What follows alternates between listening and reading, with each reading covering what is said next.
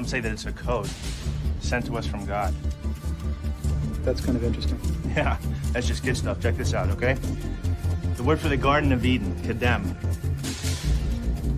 Numerical translation, 144. Now the value of tree of knowledge, all right, in the garden, right? Eitz HaChaim, 233. 144, 233. Now you can take those numbers. So you know, like the Fibonacci sequence. Fibonacci. Fibonacci is an Italian mathematician in the 13th century. If you divide 144 into 233, the result approaches theta. Theta? Theta. The Greek symbol for golden ratio, golden spiral. Wow. I never saw that before. That's like that series you find in nature? Like the face of a sunflower? Wherever the spirals. You see this math everywhere.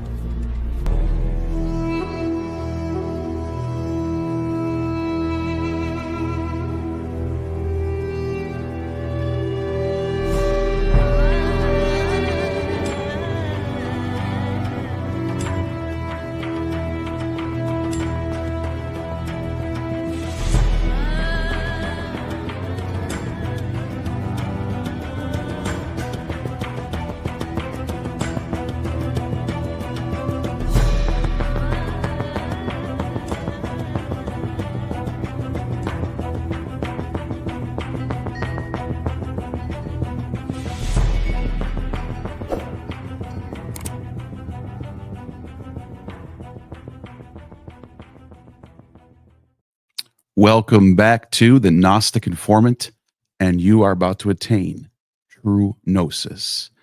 Today is one of my favorite topics. Every once in a while, whenever I get an excuse to talk about the fall of the Roman Empire, I jump on it. I had a talk with Ed Watts years ago about this topic, and we proposed the different dates and why these dates work or don't work. For the fall of Rome, for example, did Rome actually fall in 476, or did it continue on till 1453? Is the Holy Roman Empire part of the Roman Empire, and are we talking 19th century at this point, or are we talking, what about Russia claiming to be the part of the Roman Empire? When Constantinople fell, the Byzantine, the clergy, and all these church members went up to Russia and continued the Orthodox Church over there, and now they're claiming to be the continuation of Rome. Or is there other possible scenarios? After the crisis of the 3rd century, did Rome ever recover? Those are the things we like to discuss. There's really no answer, and that's why I actually really enjoyed Flint Dibble's recent video where he was discussing Elon Musk's reason for the fall of the Roman Empire. And Elon Musk blames it on population decline. And I just thought it was interesting how he cited Will Durant for this. And I have Will Durant's book right here. I'm a big fan of Will Durant. As you guys know, I'm a fan of old books. I read James Frazier, Carl Karenyi. I go back and love reading these older scholars from the 19th and 20th century and get there because I like to know the history of scholarship and how we got from them till today. Flint, on the other hand, is a scholar of today. Welcome, Flint. And you had your video was awesome, man. I wanted to bring you on to further discuss what you were talking about, because honestly, when it comes to this topic, you gave me a meme that I want to show real quick if I can pull it up. It's everyone has their own reasons, it seems like, and if you listen to people talk about the fall of Rome, you'll end up hearing their own it ends up just being their own political worldview. They'll say the fall of Rome was because of open borders, is on top of the list, and then it turns out this person is like currently, someone who's against immigration, or it might be someone who say it's because of fascism or something, and then you turn out that person is like far leftist or something. They all have their own reason for why they think the Roman Empire fell, and the truth is, I think there's no one reason. So what are your thoughts?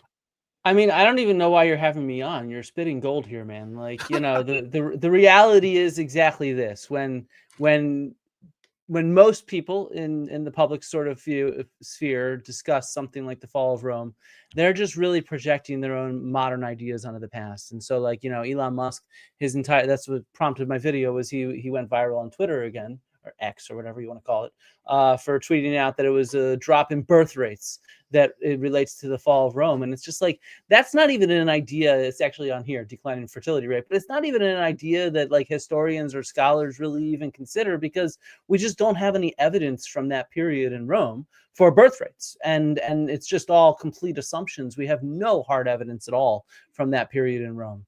And he cites like a law that Augustus passed 500 years earlier, right? And so it's just like, dude, what is a law that Augustus passes at the very start of the Roman Empire have anything to do with what's going on 500 years later? That would be like saying, like, I don't know, that a law passed in 1783 relates to what's going on right now in modern America, and as if it's evidence for what's going on in terms of birth rates or something like that. And so it's just like, you know, it's total bullshit, and it's exactly what I think is key. This meme really summarizes it up completely for me. The way that all of these phrases are kind of I mean, this was a meme I think sent out by the Georgia Republican Party like 3 years ago or 4 years ago, and like that's how I found it. And like all these ideas, like either they were there all the time in Rome, like corrupt politicians. When were there not corrupt politicians in the Roman world? Like, you have to be kidding me. Or what is it? Loss of a common language. Like, no, Rome was always a multilingual empire. The eastern half always spoke Greek, the western half spoke Latin, and then there's a ton of other languages. And then you had pockets where people spoke Syriac, pockets where people spoke Coptic. You have little pockets of other languages too. Exactly. And then a bunch of these things are just things that just aren't true, like open borders. Like, there were border forts there, like the Limes border system along the Danube-Rhine border. But B, they weren't like controlling immigration. That was there to defend against military threats. And so like this idea of like people having visas and passports and like migration, that's like a totally modern thing. That's a completely modern phenomenon. I agree. I will say one thing about that. I was talking to Ed Watts, and I think there's a case to be made that if you changed open borders to lack of Roman citizenship as something, like when Caracalla sort of produces edicts and made everyone a citizen, you can make the case that sort of led to the decline, not of the Roman Empire, but of the city-state of Rome. Because that's when everything starts to move to the east, because everyone's a citizen now. So what the hell do we need the city for? And the eastern half of the empire has always been the wealthier half and the more urbanized half. And so, you know, it was extremely urban for hundreds of years before. It was already like that before they conquered exactly. Before Rome conquered it. While the Roman West, on the other hand, was not urban when Rome conquered it. And so they were setting up new cities and stuff like that, which happened, but they were not the same. You know, like Alexandria was nearly as large as Rome, and then Constantinople ended up nearly as large as Rome and eclipsed it. And, you know, you have other cities like Corinth that are extremely wealthy and large, or Antioch and throughout the Near East. And so, you know, like we have a totally different picture. The eastern half was always the wealthier, more urban half of the Roman world. And, you know, like you said, I think that the Edict of Caracalla making everybody a Roman citizen makes a big difference. The other reason that that's actually a really big difference is once everybody became a Roman citizen, there was no governance, meaning there was no bureaucracy or system through which to deal with non-Roman citizens that entered the borders, for example. So after that, once everybody's a Roman citizen, let me break this down in a more clear way. Before, when you had difference between citizens and non-citizens, part of what Rome did a good job of dealing with is giving lots of benefits to non-citizens. For example, they could serve in the military as auxiliaries and make nearly as much as the Roman citizen legions who are serving. And at the same time, when serving, at the end of your service in the auxiliaries, you would become a Roman citizen. So there was an acknowledgement of diversity and how to manage a diverse range of peoples across the Roman Empire. And what happened is, after everybody becomes a Roman citizen, it's soon after that we start getting the crisis of the 3rd century, like 50 years later, where you have Palmyra nonstop breaks civil off. wars. Yeah, Palmyra breaks off into its own empire, basically, or whatever state. And then the Gauls also break off. And so you have like a splintering of the whole empire right after and that. Just nonstop civil war. You know, Yeah. like there's emperors, there's like years of 4 emperors. There's emperors that last a few months before being assassinated. Few months, right. They're all assassinated. It starts off with It's a political rough. assassination, you know? The assassination of Alexander Severus. From like the 230s to the 270s, it's a hellscape. Yeah. Pretty much. Exactly. And so what that does, and also these barracks emperors is what they're called. So most of them don't come from the nobility, the patricians. They come from the army, and military. They're just kind of warlords, really. They're just a series of warlords that are fighting each other, and they're assassinating each other, and then the army's assassinating them and choosing a new one. And to pay the soldiers to keep them loyal, they debase the coinage, and that's where you think about debasing the coinage. That starts at this time, and there's so much evaporation of wealth and stability, you know, in the 3rd century, which is why some people think that could be the fall of Rome, if you will. And in many ways, it was the end of the heyday of the Roman Empire. It also then, when Diocletian sort of solved the issues and reorganized it into the Tetrarchy and stuff like that, where it was now 4 different states, and Constantine changed that to 2 different states, what you see is a major increase in centralization. And so the sort of, you know, when you think about the Roman Empire of Augustus, there's only a few hundred bureaucrats in his government controlling that entire terrain, right? And so really what he controlled it with is he was just wealthier than everyone else. It was like he was Elon Musk on steroids, you know, because he owned all the land. And because of his uncle's will, putting his name, I adopt you to have my name. You know how big of it that was such a big deal, because now all these legions who are like loyal to Caesar get to still be loyal to Caesar. It's like Caesar's still alive in their minds. Like, it's pretty fat. It was it's a crazy thing that happened in history. That's all I gotta say. Yeah, no, I agree. But I guess what I mean is the early Roman Empire is more like a mob boss. It's like he has very light touch. It's not a dictatorship per se. It's more that he's just like so fucking powerful. He's the patron of patrons, if you see what I mean. And so it's just like this kind of mob boss, patron client type situation. The late Roman Empire, when Diocletian kind of reformed it, and Constantine and whatnot, they reformed it into a really centralized state with a huge bureaucracy. And it sort of resembles kind of more like a totalitarian dictatorship. You have to have the job that you're assigned to at birth. You can't move around as easily. There's limits on prices, on everything's very much controlled. And so, like, you know, it also explains why Christianity was so popular. In a state with all this class division, the Christian message is, you know, the first will be last, the last will be first, the lowly are actually raised up, and the high will be so you can see why this message was so strong during that political system, during that atmosphere. Yeah, no, I fully agree. I think there's this loss of faith in late antiquity. So a lot of the changes in how to view the end of the Roman Empire. So it kind of, you know, you said you're into historiography and the history of ideas. So like the even concept of the fall of the Roman Empire and trying to frame it into a narrative, that comes out of sort of 18th century historians like Gibbon, right? You know? Yeah, exactly. The decline. I enjoy reading Gibbon, even though I know how much how his work is flawed in so many ways.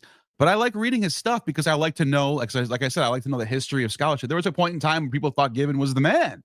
Yeah, and that's where I'd suggest reading this stuff, is if you want to understand the history of scholarship. I definitely would not read it if you want to understand how Rome fell anymore, because we have much more recent literature that accounts for all kinds of new evidence, and also understanding how to read the biases in our sources, and how to account for them and stuff. But you know, so for about 200 years, from Gibbon up until this scholar Peter Brown, that was the leading idea that Rome fell hard. You know, it was like barbarians and plagues and whatever, lots of different reasons. but not dropping fertility rates, by the way, but lots of other kinds of reasons. And Rome fell hard. And then it was Peter Brown who kind of, he was the scholar, I think he passed away relatively recently, but maybe I'm wrong on that. Maybe he's still alive. But in the 70s, he redefined this new field called late antiquity. And so it used to be that people were scholars of classics and ancient civilizations, and that ended with the fall of Rome. And then you have medieval scholars. Early Middle Ages. And Peter Brown was very successful at showing the overlap, the continuity between the late Roman Empire and the early Middle Ages. And so, you know, and what that created was all of a sudden these people are crossing disciplines and they're seeing all these comparisons that are really apt. You know, like the fact that it's the same Roman nobility that ends up becoming the bishops in the Middle Ages, right? So it shows all this continuity and it shows all this cool stuff. And one of the big things that he defined, which is why I wanted to bring him up, was because you were talking about the role of Christianity. And the late antiquity, what you see is this rise in kind of the charismatic religious figure, like a preacher type person that you could think of today. And rather than the senatorial aristocrat, it switches over from the Cicero archetype to the Augustine archetype. Those are the two figures you got to think about, as well as pagan figures as well. And so, you know, like, and it also shows a major decline in the traditional temple religions. People are interested in something different. And in particular, they seem to, for the first time, because, you know, pagan religions in the Roman Empire, they're not most of them. There's a few. Some of the mystery cults fulfill this role, but most of them are not interested in sort of the afterlife. They're interested in what's going on in your current life. Rituals, your family, your ancestors, you're keeping the family, you're keeping tradition. It's tradition, really. And community. It brings communities together, whether it's a family community or whether it's, you know, your neighborhood or your city. And as you pointed out, those mystery religions sort of brought that salvation aspect into the fold. Exactly. And so you see this big change in what people are interested in. And so that's where Christianity, it was able to fill the void of both. It was able to become a state religion and at the same time fulfill people's interest in that kind of salvation and the promise of something different and new. And so, you know, it's a really exciting period. It's a really complex, and I hope part of what's getting across, I hope I'm not confusing everybody, because part of the point is you should be confused maybe, because it's a really complicated period. There's emperors that come and go so quickly and religions that come and go so quickly. And there's all these shifts back and forth and these crises, and then followed by periods of stability, then more crises and civil wars and assassinations, that it's super complex because identities are shifting and power is shifting so quickly. And so that's why it really annoys me when someone like Elon Musk or others, they come up with some simple reason. And it's just like, dude, there have been hundreds of books written on this. If this was so simple, there would be no need for hundreds of books, each with different arguments to make. Like, you know, one of my favorites is the recent one written by Kyle Harper, where he really emphasizes plague and climate change. And that's due to all the cool new archaeological science that we have that can document evidence for those kind of ecological causes. And now we understand how they relate to this period when we didn't just 20 years ago, you know, like when I was a student, we couldn't even talk about that. It was just all, well, there's an Antonine plague and a Cyprian plague and a Justinianic plague. But what were they? What kind of damage did they do? And now we understand, like with the Justinianic plague, I think it's pretty much confirmed now. It's the bubonic plague. Yeah, and it is. So, I just recently was talking about that. It is the bubonic plague. And so it's like, well, there's some debates, but I think it's now fully confirmed. And that's my latest understanding. And so that would suggest that you're talking about such a serious thing that you're wiping out, you know, maybe as much as the third half of the population. For centuries. It lingered for centuries. It affected the society for a few centuries until like the 8th or 9th century. Eighth, I think 8th at least. It was super impactful on everything. Yeah, well, just like the Black Death, that's what it is. It's the Black Death, and I mean, you know, we think that COVID was so bad, but like Jesus Christ, we had it easy compared to something like a bubonic plague. I mean, you know, like if the bubonic plague was going on, even the people that were anti-lockdowns would be pro-lockdown. Because, like, you know, Yeah. Oh, you yeah. go out of the house, you're fucking dying. You're dead. Like, Yeah. you know, like it's like a 50-50 shot of death if you catch that. And thing. not a quick, easy one, a horrible, painful one. Horrible. Yeah, it causes your lymph nodes to swell up so bad, these buboes. And it's just gonna be just a lot of pain as that shit swells up. I've been fighting cancer for a few years, and I had cancer in some of my lymph nodes, and they were just starting to swell up under my armpit. And like it was tender, you know, but it wasn't even near to the point you couldn't even really see it. But like, so imagine getting to the point where you could see it, and then you're pressing out your flesh. It's just gonna be excruciating fucking pain, you know? Wow. Yeah. Yeah. And so the one thing I want to get out the way when we're talking about the fall of Rome, because we can spend so much time on, did Rome even fall because of the Byzantine that's the big Empire. debate in many ways, is did Rome fall? That's the big debate with scholars. And I think to get that out the way, we can do this. Rome as a city fell at some point. So this is what me and Ed Watts were talking about.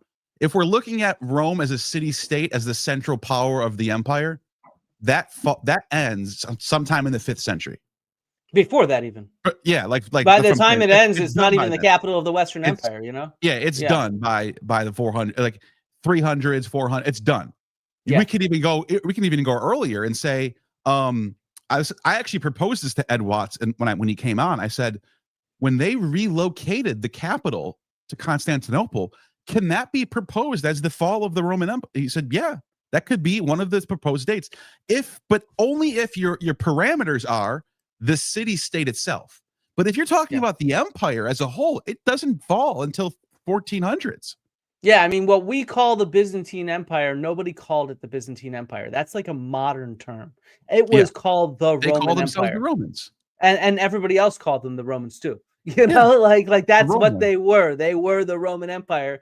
And you know, under Justinian, and this is one of the big things with the Justinianic plague, because it actually looked like in the 6th century that Justinian was on the way to reconstitute even parts of the western half of the Roman Empire. He conquered Italy, he conquered North Africa. Carthage, he was on his way, and then the plague fucking hit, and it was just like, sorry, I don't know if I'm okay swearing on your you're channel. right.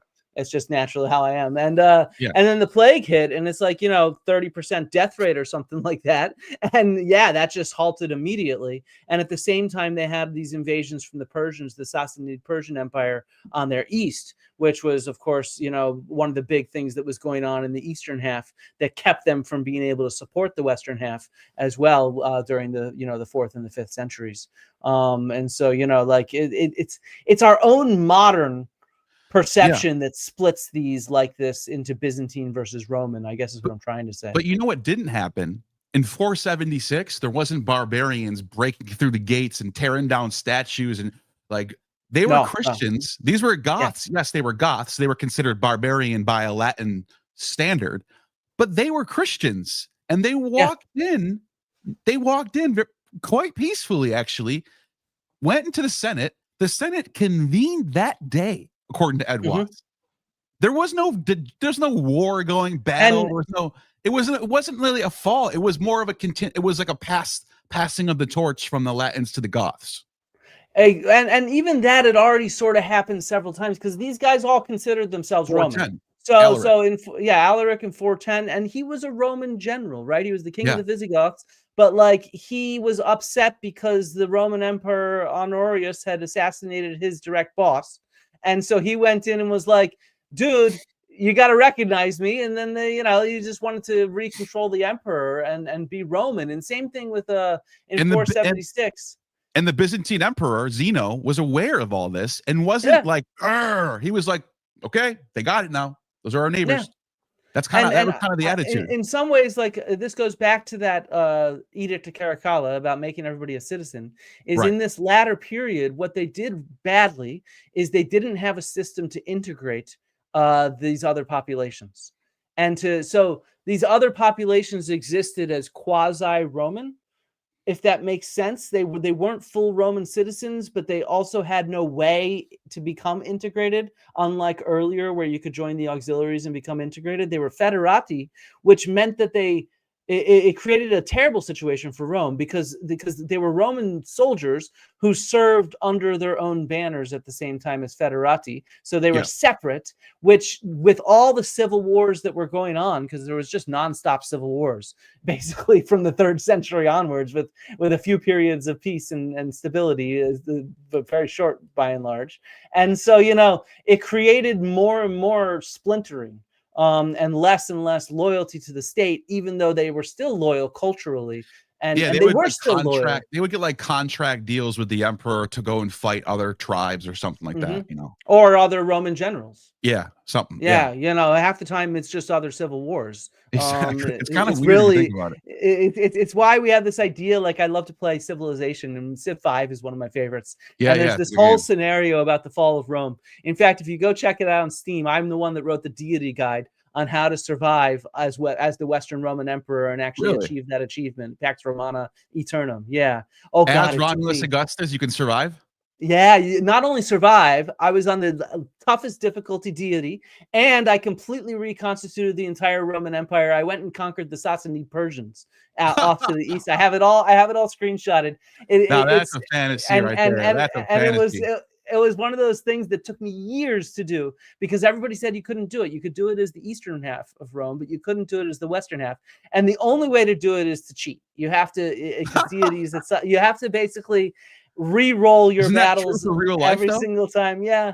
It's kind of true for real life. If you're gonna do something like that, you better cheat. But the only way to do it is to basically that battle didn't go well, reload, do it again. That's the only way to do it. It's literally the only way, but I was able to do it, and it was kind of fun. It took me a long time. I was sick when I did it, and so I had some time on my hands, and I was just like, I'm getting this done. I'm gonna make this happen. Somebody's gonna prove that you can do this, and so but it's so funny. The scenario is set up where it's just barbarians invading, and you have no military, and it's like that's the exact opposite of what it was. The late Roman military was huge. It's just everybody was fighting each other. It was just, civil war for the control over the Roman state is really what it all was. And it's just we think of it as this external invasion when in fact it's much more internal lack of cohesion, Yeah. So I guess to reframe it so we can stay in one area and we don't have to focus on the Eastern Empire, we're going to reframe it as what caused the city of Rome to decline as a central power of the Roman Empire, which brings us to 4th, 3rd century, what was happening in that period. And then that way we're not going to be going back and forth between, but the Byzantines and this, we can just kind of stick with the city of Rome. Yeah. So, I think obviously the biggest thing is the establishment of Constantinople. And the division of the empire in two. What that did was that meant that all of a sudden Rome is no longer at the center of a Mediterranean-wide empire. Instead, it's at the center of just half, and it's at the center of the poorer, weaker half. But what's so interesting about that is this never gets brought up, and it's such a big factor in what actually happened and how the Gauls or how the Goths take over Rome is because look at all the population is, as you pointed out earlier, is very much condensed in the east. The capital gets moved over to the east. All of a sudden, they start paying attention way more to the east. The west declines because this is one simple reason. And then it was obviously other reasons. The plague, the Cyprian plague in the 3rd century was a big deal. The Antonine plague in the 2nd century was a big deal. As you mentioned earlier, the crisis of the 3rd century, I'm saying, the crisis of the 3rd century, all the wars that were happening between 235 and 270 was devastating.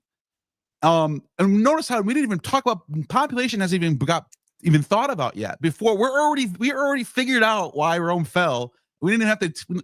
Population doesn't even have to enter the question yet. And I want to make it clear, as I pointed out in my video, if you guys haven't seen it, it's what is it? The Fall of Rome, debunking Elon Musk or Elon Musk. Yeah, I can pull that up and play a clip if you want. Yeah, either play a clip or I'll pop it in the chat as well. But the point I was going to make was archaeological evidence really starts to show a complete here. Yeah. Go Oh, ahead. I was going to say archaeological evidence already shows a major decline in wealth in the 3rd century. You know, there's fewer shipwrecks, which means a lot less trade. We see Good the point. devaluation of coinage. We see, for example, in Greece, the entire rural area is emptied and people are living in cities. And it seems like population has declined tremendously. I'm a Greek archaeologist, so actually I always see Less things farmers, through the huh? lens of So Greece. that'd be less farmers. Yeah, at least in that region. Other areas, it's very regionally variable. But we start seeing major economic strains that show up in the archaeological record, in a sense, in the 3rd century. And so, you Wow. know, like that shows up really clearly in a whole bunch of different kinds of proxies, which is what, you know, proxy just means we're using shipwrecks to look at trade, right? And so it's like you can see this happening all over, and that's a major inflection point, which of course they sort of solve, but they solve it by becoming rigid and bureaucratic and centralized and making people unhappy. And, like, you know, they don't do a great job solving it in some ways. And Yeah. so, you know, yeah.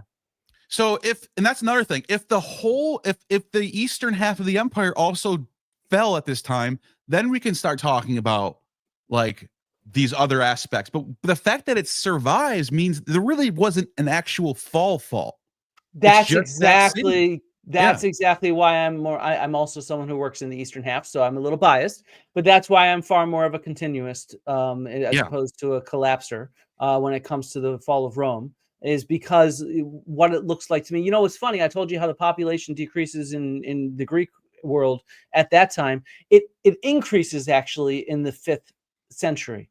So it's Really? like the 4th, 5th, 6th century. You But see a that booming. actually debunks. Everybody leaves the cities and goes and starts farming like crazy. Throughout the Greek world, it's just like, it's insane. It's just, you can see it in the landscape everywhere. You have this really characteristic type of pottery that we call combware.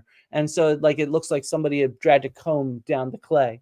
And so, you know, so it has these ridges in it. That's like 5th century, 4th, 5th century. Yeah, and it's everywhere. It's fucking everywhere. You can walk in any field in modern Greece and you will find that. It's just everywhere. It's like one of the things that we're slowly sussing out, like, what's going on. It's the exact opposite of what you get in Italy at that time, where there's so few rural settlements. And so, This you is why I know, wanted to have you on, because what you just said, backed up by the archaeology, is true. Like it's probably true, because as the archaeology points out, then that debunks the argument that there was a population decline in this period. It's an increase. Well, it varies everywhere is actually the right way to put it. Right. In Italy, there's a major population decline. As the empire as a whole, would you say it's inclined, even if it's just in one area as a whole? If you took the sum of all of it, what would you say? I mean, this is where I say demography is a really tricky topic. So, like, when I talk about we see this pottery everywhere, the way we interpret that, the survey archaeologists I know who study this period, the way they interpret it is what we're seeing is a shift from urban living to rural living. So it probably does represent a modest increase in population in that area, but at the same time, mostly what it's representing is a change in how people are living. And so, you know, that's one of the big problems. When you see more pottery around, does that represent an increase in people, or is that an increase in farming?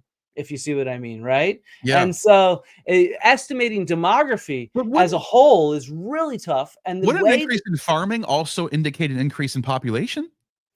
Not Because necessarily, because we think about us today. Food for people, right? But think about us today.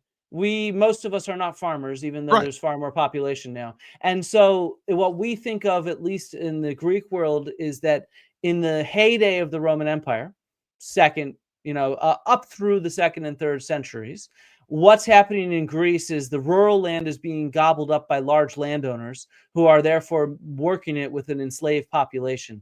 Very few people. They're not doing an intensive job farming it either. They're just plowing it quickly, getting as much crops for as little labor as possible. While what happens in the 4th and 5th century is everybody's setting up intensively managed little farmsteads that are going to be more productive per unit of land, but take a ton of labor. And so, you know, it's a different way of living. And to say that is representative of the population numbers, well, but we're also seeing a drop in urban population as we see a rise in rural population. So you have to account for that. These sort of cities become ghost towns in the 5th century in Greece, and instead people are going back to the countryside. While in Italy, what we see is both bad things happening. There's clearly a population decline in Italy. There's a drop in urban settlements, and there's a drop in rural settlements. Yeah, and so the central power is no longer Rome; it's more Ravenna in the north. Yeah. So on the other hand, we have Yeah. certain Eastern Empire cities that are growing exponentially, like Constantinople, Byzantium. It is growing to the point where it's becoming like what Rome was when Constantine founded it. It was just a small little city. And so, like it was Byzantium, it was a tiny city. And so he turned it into the capital, and it started growing rapidly. So you're also seeing a shift in where people are living. People are moving around because certain areas are very impoverished and unstable. It's also a very strategic place to put the capital because you're in between these two continents, right? You also have the Black Sea to the north. It's a very central trade place for these different areas of maritime trade coming through. Makes sense that that's what they would do. You're trying to keep tabs on both sides of the as much as possible, at least. But like you said, the population, everyone's over there. And not only that, the Persians are over there too. You don't want to be too far away where they can encroach on your borders. You want to be at least in that region. It makes perfect sense why that all happened. Yeah, and they're constantly fighting the Persians, the Eastern Roman Empire. Like they are. I mean, there's obviously the borders constantly moving back and forth. Yeah, and then with that Palmyran state, the poor Armenians are in the middle of them. Like, oh man, here we go again. So I mean, I hope what people are getting across is, it's freaking complicated. There are so many different factors at play, and we have so many different kinds of evidence that when you're estimating population, to be honest, most of the people that do Roman demography, we have really good evidence for the late Republic and early Empire because we have census records of the military, right? And that's only in the 1st century BC and 1st century AD under like Augustus, basically. And it's just that randomly we know like the 12th Legion and all that stuff. Yeah, exactly. And so we can then extrapolate from our knowledge of Roman military to look at the census of the population, and we can come up with reasonable estimates. But we lose that resolution of evidence in these later periods. And so instead, people are squinting and they're saying, well, there's a big plague. Maybe that killed 10% of the population. And then you estimate, well, population growth happens at this rate, and then you sort of plug it in its modeling with less evidence, if that makes sense. And whether that plague decimated 10% or 5% or 20% of the population is going to have a huge impact on your model. Because population only grows back slowly because of high rates of natural infant mortality. Right. And so, you, in a sense, in a pre-modern society, if there's something like 1/3 of the children are passing away due to natural infant mortality, you need to be having something like 5 children per couple to be increasing your population by a rate of like 2% a year or something like that. Right. I'm sort of fudging the numbers because I'm not a demographer, but this is how these are built, is based in these sort of modeling systems. And that's not the most empirical way to understand stuff in the past. It's I'm not a huge fan of demography in antiquity because I don't think there's many good ways to do it, if that makes sense. There's smart people that do it, but there's huge error bars on it, is I guess the right way to put it, with the exception of certain very high resolution data sets that we have, like certain census records and things like that. With those exceptions, the resolution is really, really quite shit most of the time. But I think you make a good point of like less shipwrecks points to less trade, which could point to other things as well. If there's less trade, wouldn't that mean less people demanding trade? And like possibly, or it could be that things are less stable, so people are not willing to invest in trade. You remember, trade is risky because of the risk of shipwrecks, which is pretty high. And so because of that, you need to have a fairly stable system where you're willing to invest in those kind of risky ventures. And to be honest, to be frank, some of the changes in shipwreck numbers are also due to archaeological visibility, where in the through the height of the Roman Empire, so up until about the 2nd, 3rd century, they were transporting materials exclusively in pottery vessels. but then wooden barrels start being used, and wooden barrels aren't going to survive and be as visible. And so that's partly explains some of the drop off in shipwrecks. So Andrew Wilson, he's the one that studied this. What he's tried to do is he tried to focus on shipwrecks that have stone on it, because stone, like goods like marble and whatever, is going to survive. And so even if you focus only on that, it lowers the data set from like 1,500 shipwrecks down to just like 200 or so. But even with that, you do see a major drop off in trade at that time. So it does seem consistent. Yeah. I want to play a few clips of your video and discuss the whole population decline thing. And I also want to dig into what did Will Durant even say? Because I feel like he got a bad rap. Yeah, this is something that you brought up to, which I think is interesting. It makes Elon Musk look even worse, of course. He cited him for population. He basically made it seem like his sole reason about this was all the population. And then you're just kind of just assuming that you're just assuming. Neil, I got to correct you though. I got to correct you. I think population decline is something that a lot of historians think is a real thing. What Elon Musk is wrong on is the fertility rates, the birth rates. It's that he gets away. That's what he's just making up out of thin air. Right. There is no evidence at all. Population decline. We think the population is declining. Yeah. It's just tough to understand the specifics of it. But there's also reasons why too. Exactly. Which is what we're going to get into. Durant that's kind of part of his stuff, which I think is interesting. So we'll get through that. Let me just pull this up. Should I start from the beginning or should I just go a little bit ahead? Wherever you want to go. I'm like 2 minutes ahead right now. Yeah. Oh yeah, let's go right here. This is perfect. Historians, by the way, here is Mary Beard expressing that very point. I have to say that if I was to give anybody a warning tonight, I would say that if ever they see a tweet from Musk saying anything about the Roman Empire, go and do a bit of research. Check it with you first. Because 9 times out of 10, it is sheer rubbish. The word is out on the streets. Arcane is now on display. While this ad is playing, I just want to say I'm a big Mary Beard fan, by the way. Oh yeah, me too. I got these books are so ripped apart and torn apart because I go through them so much. The Religions of Rome. This is where I get so much of my knowledge of ancient Roman religion from Mary Beard. So I recommend. It's basically the second one's a source book where it's just primary sources, all for your reading pleasure. The first one is her explaining all the detailed stuff from a scholarly perspective.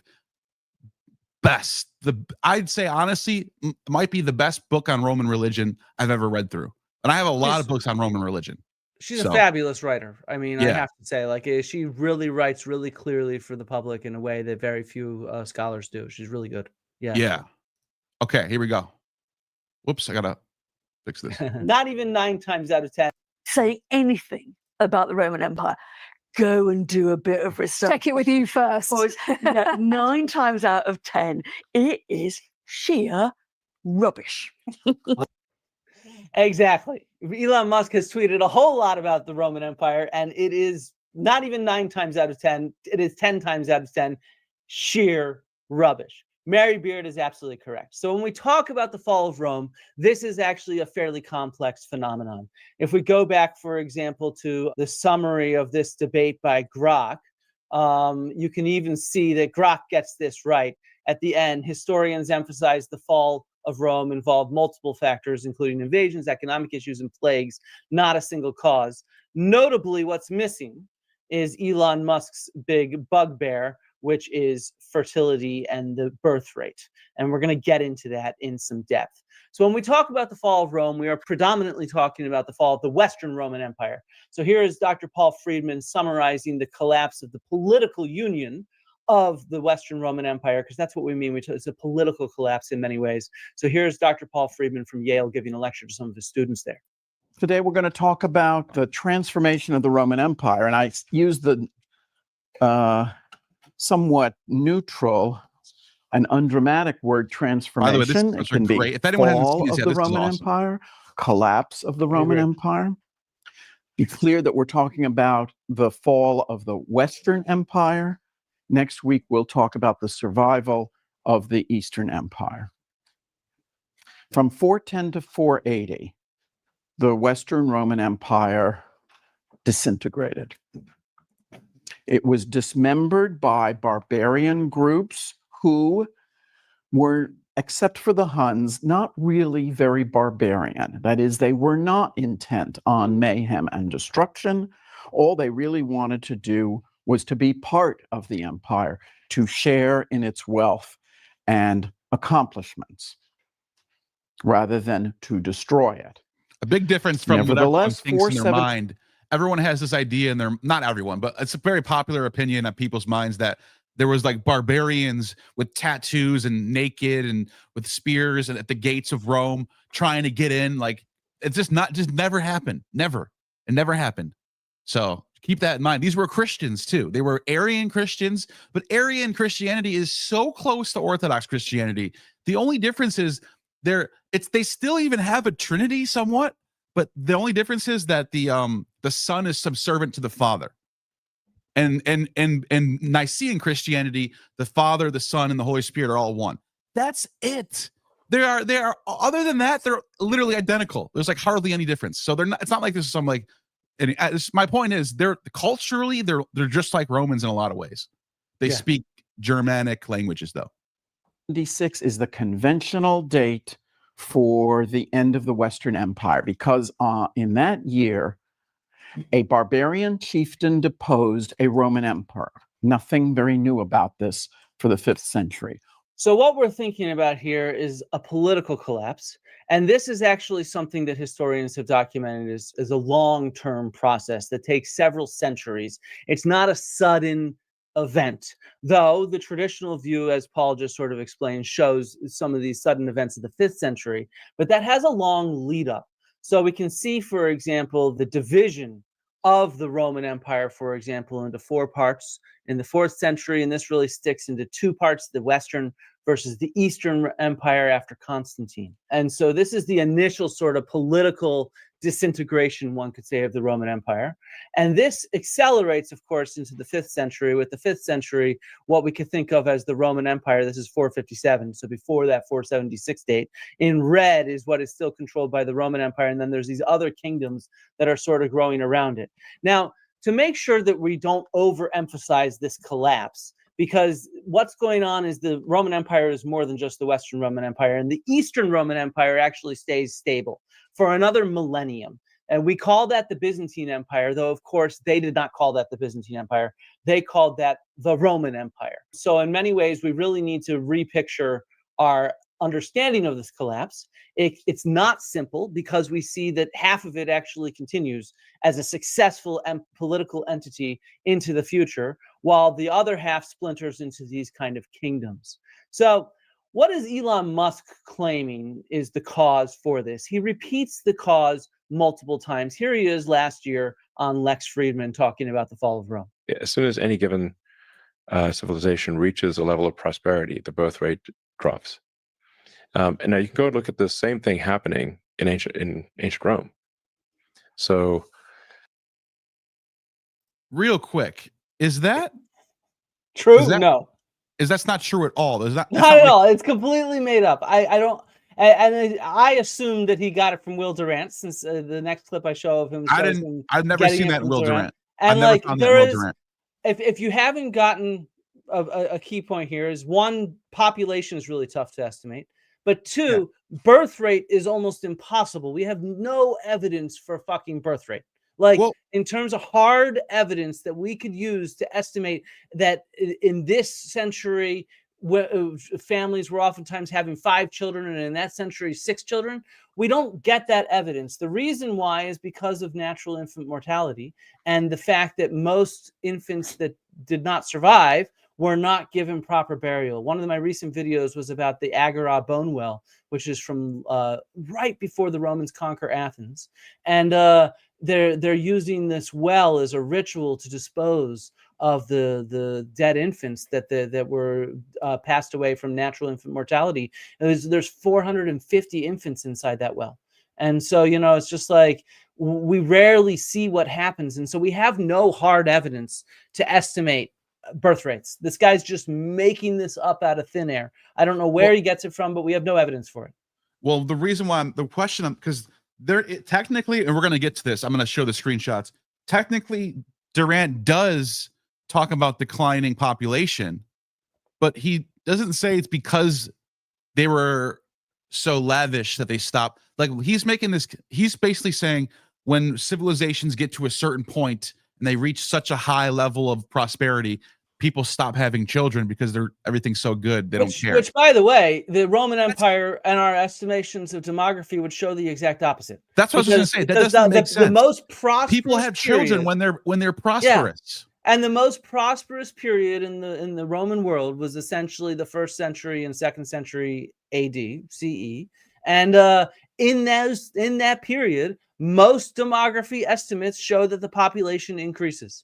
So it's the exact friggin' opposite. And most of our understanding of population decrease is due to other events, sort of war, like plague, climate change. These are the reasons that we think that the population is declining, not due to people having fewer children. And if we see the rest of this clip of Musk, he uses a law from Augustus to make his point, which is 500 years before the That's what I was going to say, because technically, yes, Augustus in his Augustan reforms passed laws that incentivize people to go out and make families and have children.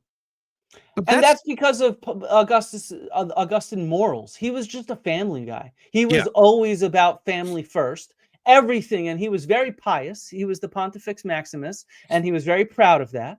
And so his entire reforms were about trying to, in a sense, and the way he ran the state even was he ran it as the pater familias. It was, like I said, he's like a mob boss. Everything to him was organized around how you'd organize a large family in ancient Rome. That was how that was his worldview, if you see what I mean. It had nothing to do with the fact that he thought there was a decline in birth rates. It had to do with the fact that he wanted to promote family values. Right. And like you said, we're not even close.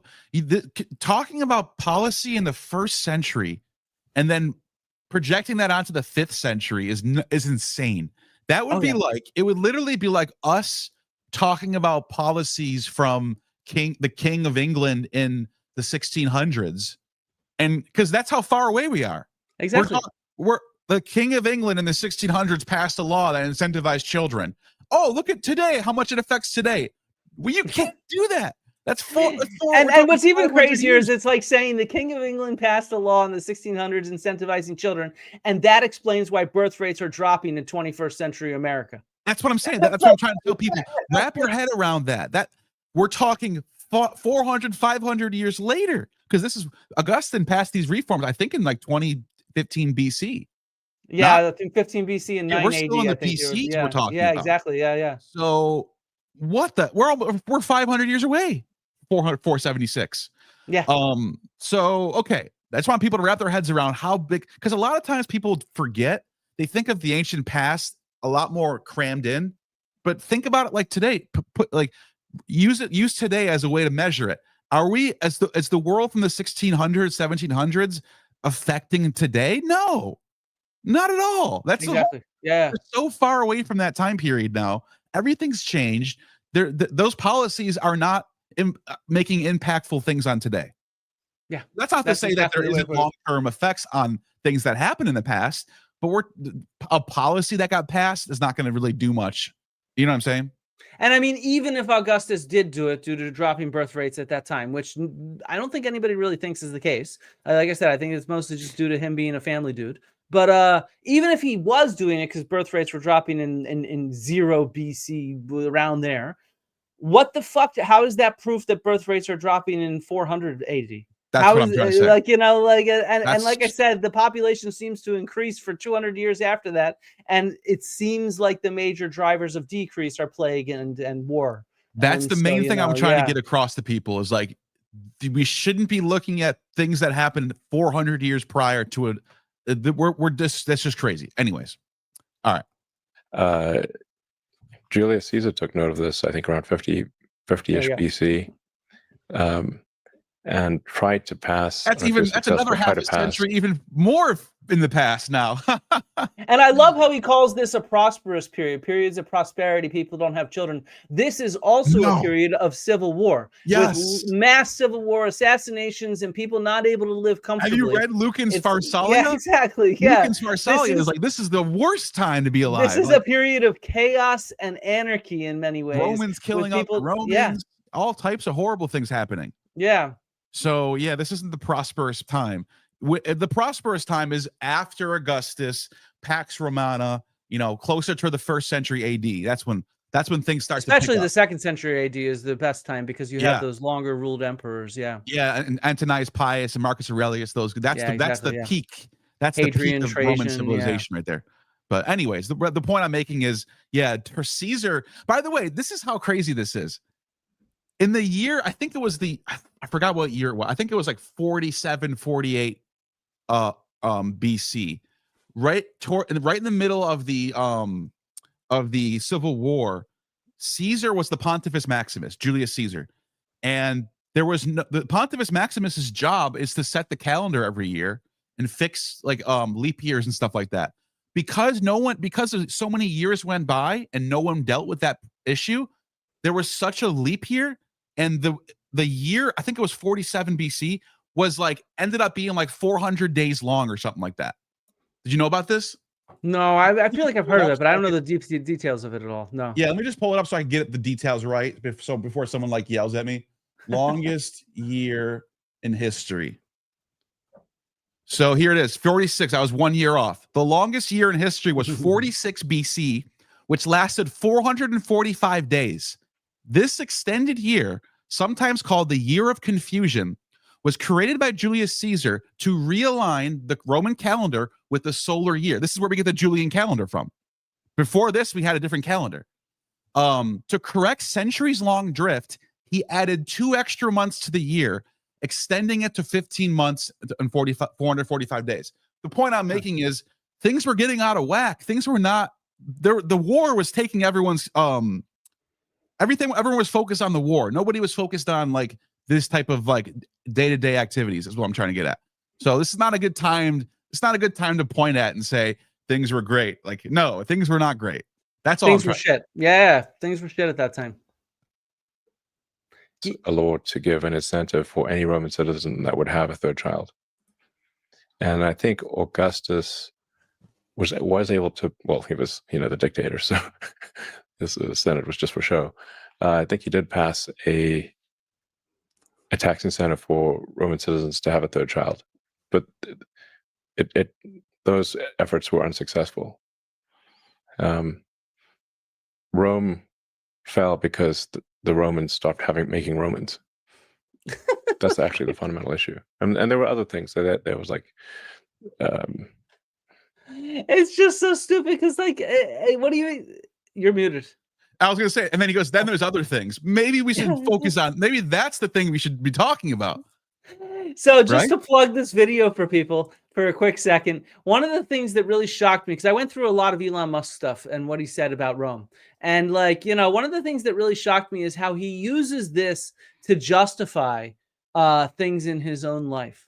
So he actually cites to one of his baby mamas, Ashley St. Clair, this as a reason to have children and as a reason to bring more women into their baby making relationship, because he calls all his children the Roman Legion, and he's named that child with Ashley St. Clair Romulus. So this is like wrapped up in his like life view, if you see what I mean, which I found just so odd and creepy, like to apply this misguided history. We don't even know where it comes from, and then like actually apply it to your life. It's really weird. It's really weird. Yeah. Exactly. I think he's like you said, I think he's looking at it from his own personal biases rather than actually, because as I point out, as we're going to see in a couple of minutes, Durant doesn't actually say what he's claiming Durant says. But I think I want to let him talk first before we get there. Yeah, sure. So I think this is the end of the They had like quite a series of malaria epidemics and plagues and whatnot. But they had those before.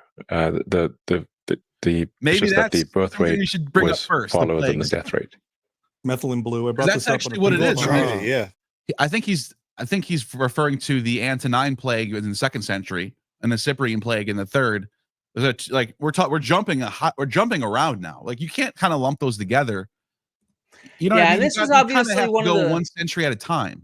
I and think. that's exactly one of the issues that I find when speaking with a lot of people in the public is they don't get that we actually need to look at things on a granular contextual level. We can't just summarize Rome because Rome existed in the 5th century BC as a kingdom. Then it was a republic for several hundred years. Then it was the early empire. Then it was the late empire. And each of these periods are extremely different. It's not Yeah, the same exactly. entity, you know, like, so you can't just talk about it like willy-nilly like that because you're not going to make any real sense. You know, you're not related to the evidence we have. Yeah. On so many levels. I almost don't even know where to begin. First of all, we have absolutely no understanding of the birth rate in ancient Rome.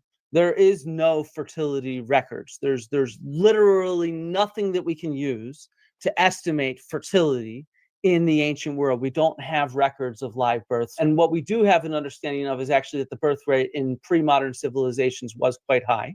And we estimate that it's similar in Rome compared to other ones, which is that women actually have 5 to 6 children, and about a third to half of them are passing away due to infant mortality. I have a whole video on infant mortality, the Agora bone well, if you want to check out the results of it in ancient Athens that you could see after this. The other big problem with what Musk is talking about here is the evidence that he cites. He cites this fertility law passed by Augustus, the first Roman Empire, encouraging women and families to have 3 children. What's the problem with that? The problem with that is that this is at the beginning of the Roman Empire, not the end of the Roman Empire. It's completely disconnected. And in fact, the estimates of population show that population grows after Augustus's period for the next 2 centuries. In fact, some population estimates include that it grows by 30 to 40%. And what causes population decline has nothing to do with birth rate, has nothing to do with fertility, but instead has to do with another series of economic and in particular health disasters and climate disasters that strike the Roman Empire from the 3rd century, 4th century, and 5th century. And that has nothing to do with fertility. There is no discussion about dropping birth rates. Elon Musk is quite literally making this up. He's not making this up. I've tracked down where he gets this from, but he repeats this false information all the time. Here are tweets of his going back over the last 3 years, talking about birth rates causing the end of the ancient Roman Empire. I'm telling you. When I cannot emphasize enough, no historian talks about this because we have no credible evidence related to birth rates. So where is Elon Musk getting this narrative from? Well, this took some work. This is part of the rabbit hole I've gone down for you. He is getting it from a very specific book. Here he is talking about it. And if you look at the History of Civilizations, which I encourage people to read, the History of Civilizations. In fact, it's literally a book called The Story of Civilization. It's quite good. So that's the book he's getting it from. He's getting it from The Story of Civilizations, written by Will Durant. Okay.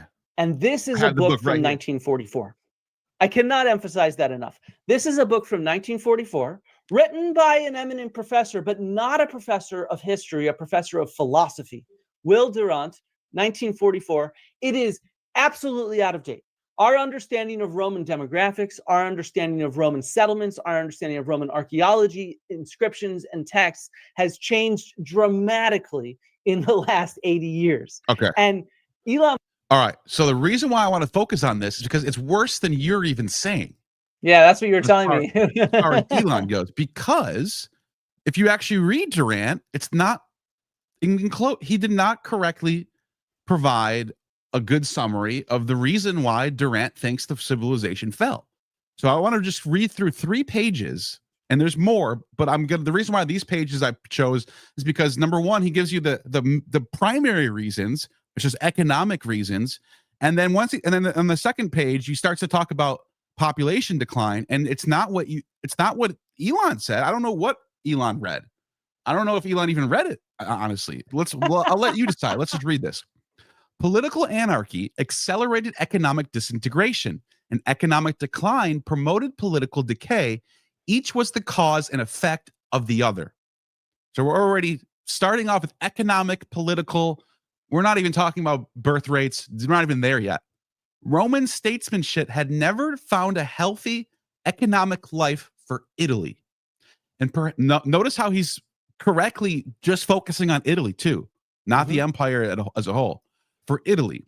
And perhaps the narrow plains of the peninsula had never provided an adequate base for the soaring aims of the Italian state. The production of cereals was discouraged by the competition of cheap grains from Sicily, Africa, and Egypt. Oh, look, we're already looking at the other places of the empire. And the great vineyards were losing their markets to provincial wines. Farmers complained that high taxes consumed their precarious profits and left them too little to keep the drainage and irrigation canals in repair. The canals filled up, the marshes spread, malaria weakened the population of Campania and Rome. Large tracts of fertile land had been withdrawn from cultivation for residential estates. The absentee owners of the latifundia exploited labor and the soil to the limit of tolerance and absolved themselves by philanthropies in the towns. Urban architecture and games profited while the countryside grew desolate. Many peasant proprietors and free rural workers abandoned the farms for the cities, leaving Italian agriculture for the most part to latifundia, manned by listless slaves. But the latifundia themselves were ruined by the Pax Romana, the dearth of wars of conquest in the 1st and 2nd centuries, and the consequent fall in the supply and the rise in the cost of slaves, compelled to lure free labor back to the land, and the great landlords divided their holdings into units which they leased to cultivators. They required from these tenants a small money rent or a tenth of the produce and a period of unpaid labor in the owner's villa or on his private domain. In many cases, landlords found it profitable to emancipate their slaves and change into the colony. So you can see here, this is all economic stuff. He's providing economic reasons. Nothing was talked about birth rates yet. And then he said the lack of slaves. Go ahead. You said something?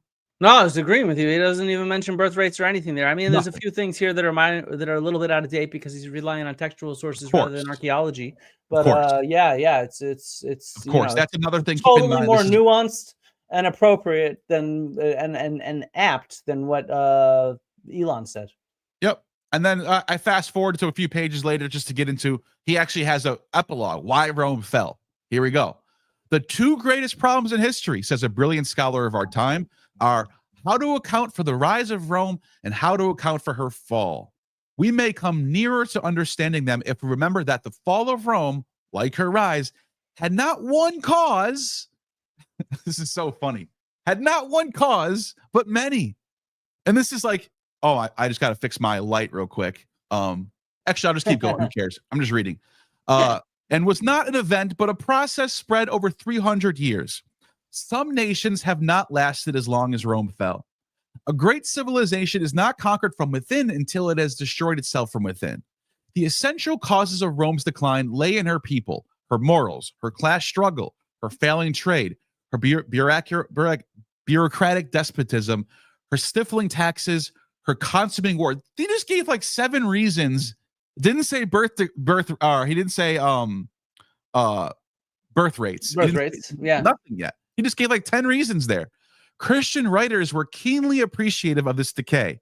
Tertullian, about 200, heralded with pleasure the ipsa clausula secula, literally the fin de siecle, or end of an era, as probably a prelude to the destruction of the pagan world.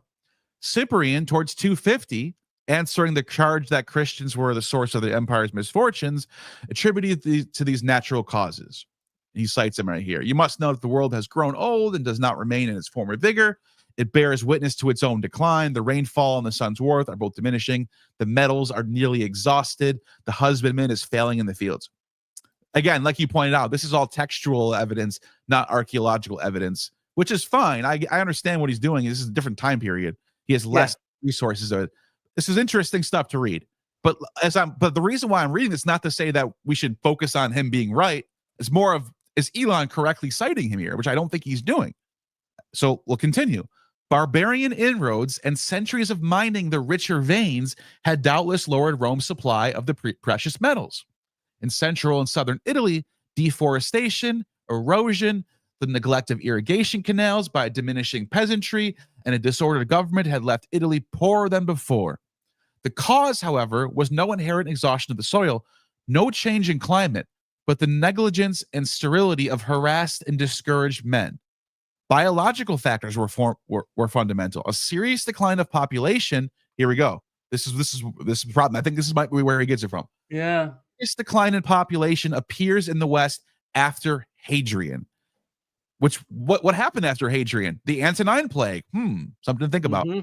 But he does mention above the sterility of harassed and discouraged men. That's the thing I think that's referring to a birth rate issue. Is that what you think that means? That's what that means. You think? That's I mean, this negligence and sterility. I mean, so sterility. Okay, I see what you're saying. Yeah. Maybe. That's the only line I've seen that actually mentions sort of fertility. Elon, but he's still ignoring a lot of this stuff that the point I'm trying to say is he's ignoring a lot of these factors. But okay, let's give him that one. It has been questioned, but the mass importation of barbarians into the empire by Aurelius, Valentinian, Aurelian, Probus, and Constantine leaves little room for doubt. So he's guessing here. Maybe because they're importing barbarians, maybe that was what was going on. That's what he's saying. Aurelius, to replenish his army, enrolled slaves, gladiators, policemen, criminals. Either the crisis was greater or the free population less than before, and the slave population had certainly fallen. So many farms had been abandoned, above all in Italy, that Pertinax offered them gratis to anyone who would till them. And then I think this is the last page. Oh yeah, this is the last one I wanted to read. A law of Septimus Severus speaks of the penuria hominum, a shortage of men. In Greece, the deep. By the way, that's the that's who passed the. That's from the same dynasty, not the same guy. Same dynasty, yeah. In Greece, the depopulation had been going on for centuries. In Alexandria, which had boasted of its numbers, Bishop Dionysius calculated that the population had, in its time, in 250, been halved. Again, we're still in the 3rd century here. This is a different century than 476. Anyways, he mourned to see the human race diminishing and constantly wasting away. Only the barbarians and the Orientals were increasing outside the empire and within. And by the way, that line right there, it shows this old-fashioned approach, because this is right after Caracalla passed the citizenship law that made everybody a citizen. There were no barbarians within the empire at that time. So this is just like this guy applying a modern lens on things that does not quite work for the time period that he's talking about, the early 3rd century. Yep. What had caused this fall in population? Above all, this is the part that I think he might be getting some of this from. Yeah, family limitation. Above all, family limitation. This is why I wanted to bring it.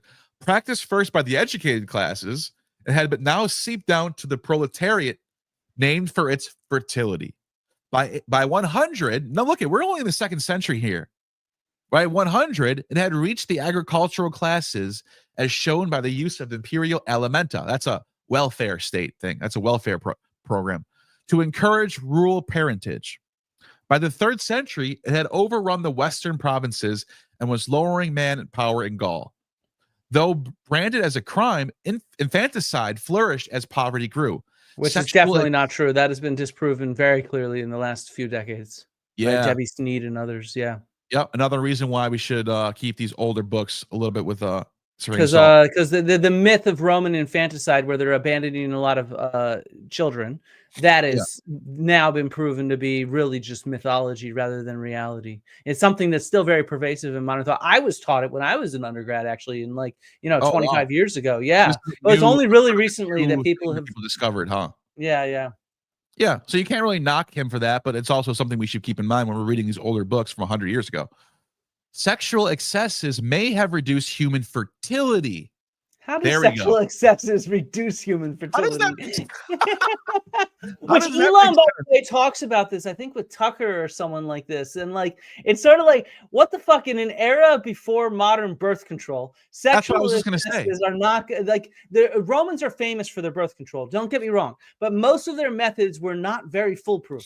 In fact, Yeah, all you're of still the gonna have methods were not children. very foolproof. You're still going to have children fairly frequently if you have sexual excesses. I find it such a funny conversation because this page looks a lot like what Elon talks about. Oh, actually. that's why I wanted to go Yeah. this far, because I knew that he got it from here. I just wanted people to see there's more to what he's saying than just this.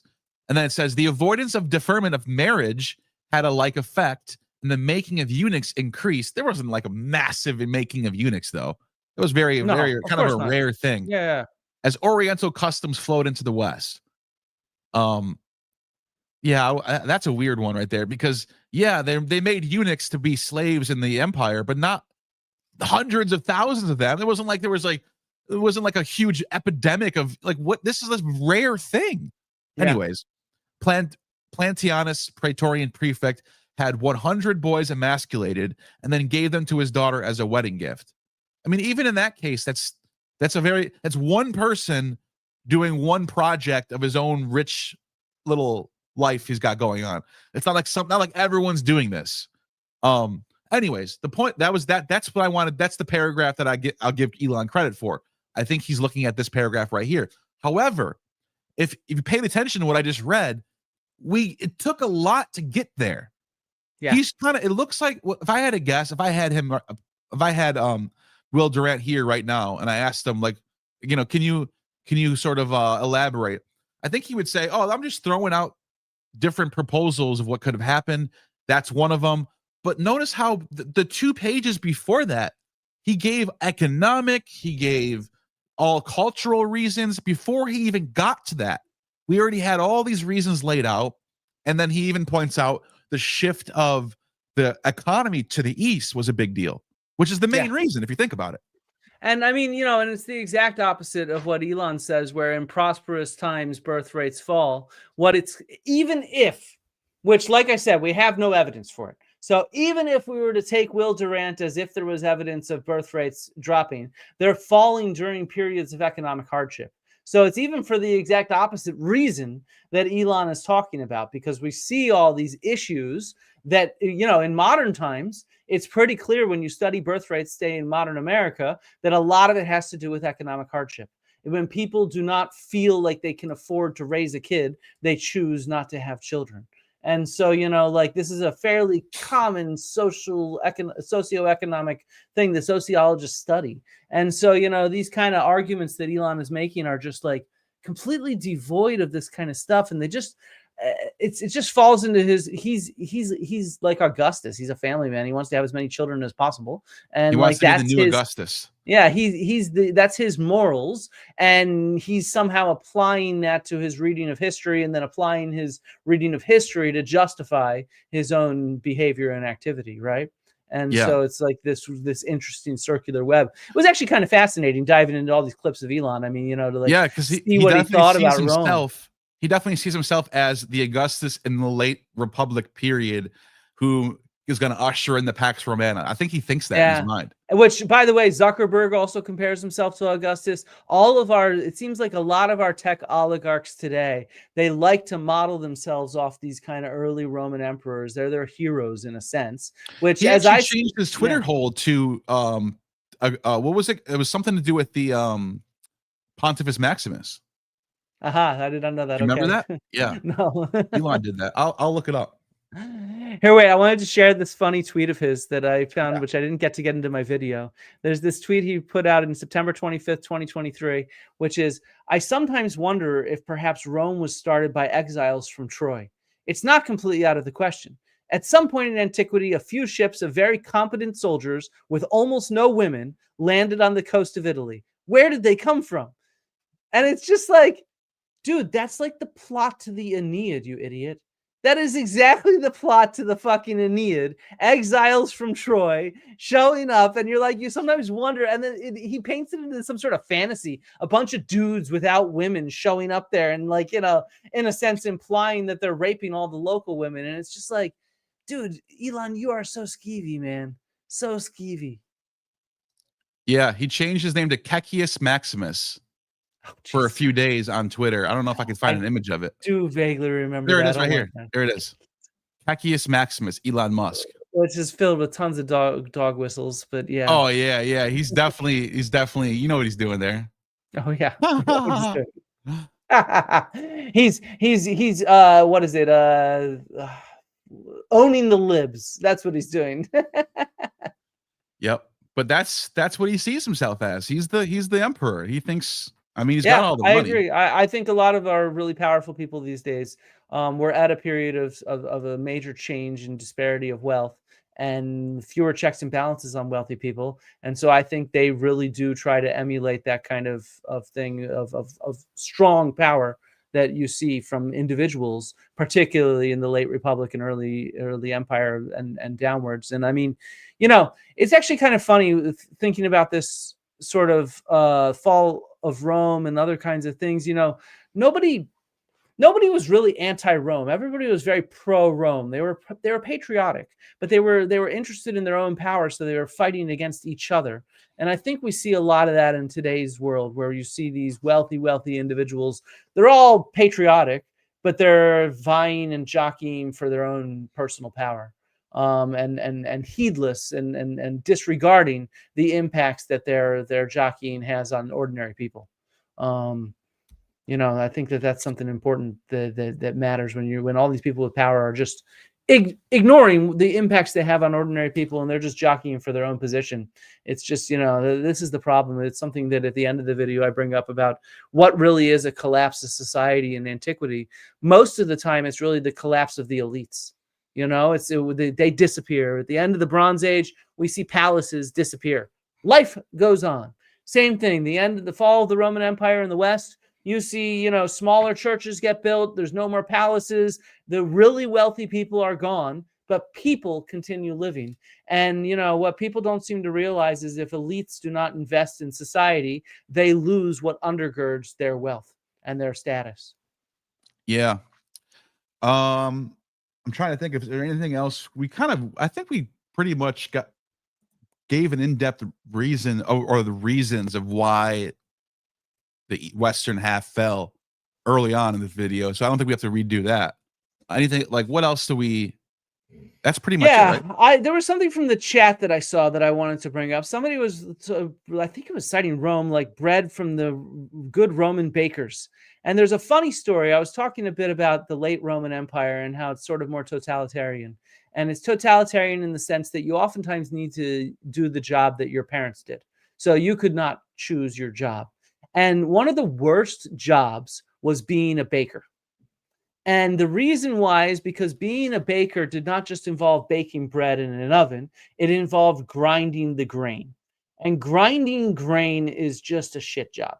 Like the Romans had these huge mills that they turned on wheels around, and enslaved people or bakers basically pushed all day these wheels around. It's just backbreaking, terrible work.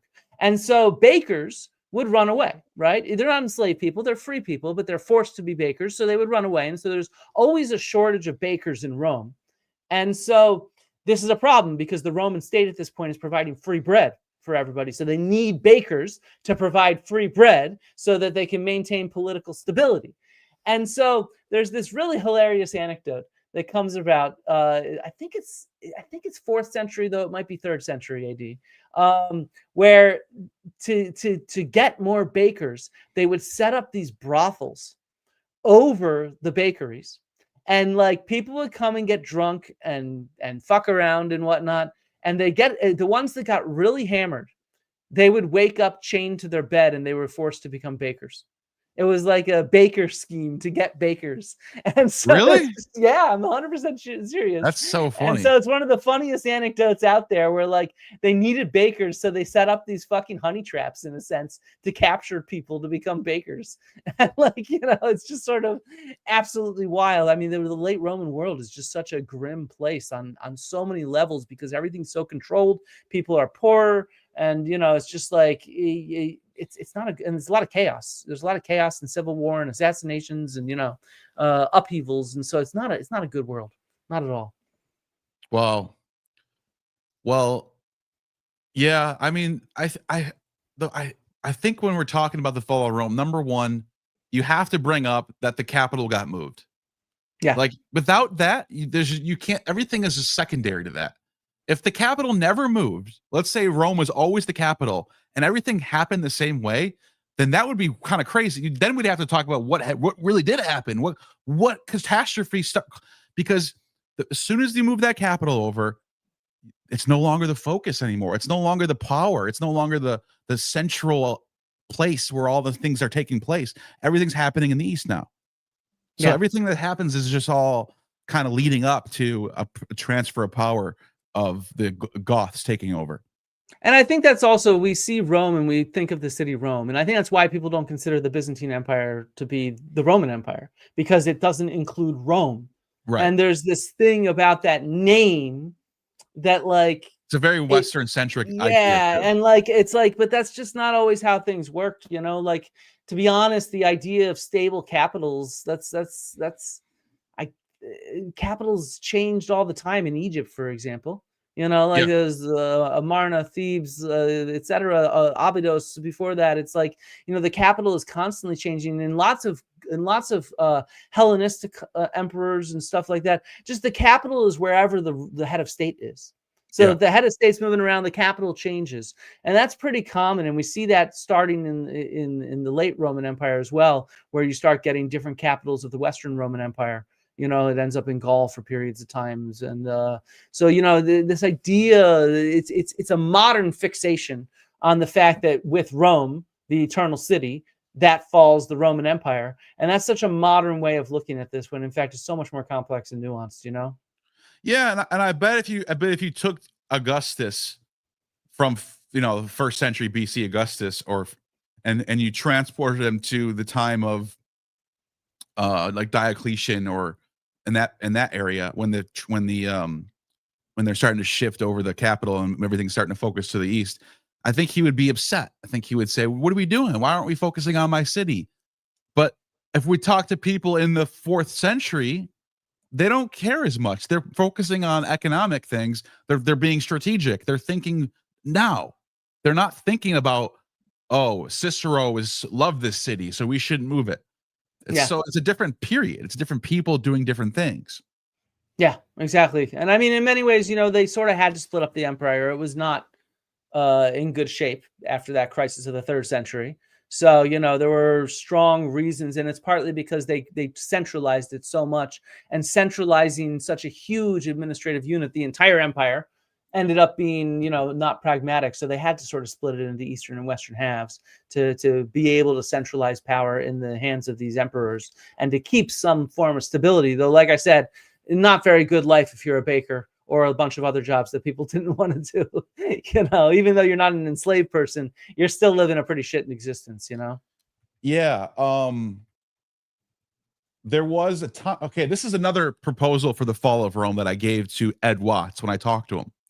Because when they first shifted the capital to the east, they made a promise to the aristocracy in the city of Rome, and the promise was, we will not tax the city of Rome, you know, because of the popularity, because of what you are. And I forgot which emperor it was. I tried to look it up, but I can't find it right now. And sometime in the 4th century, one of the emperors, I think it was one of Constantine's sons, maybe, and I'm almost positive it was one of Constantine's sons, but don't quote me on that. You guys have to look this up. Whoever's watching this decided, screw that, and they started taxing the city of Rome. That is a big deal, because that is the moment in time that we can look at and say, Rome no longer matters as a city. It's not that there's nothing. There is no special thing going on anymore with Rome as a city. It's just another subject now.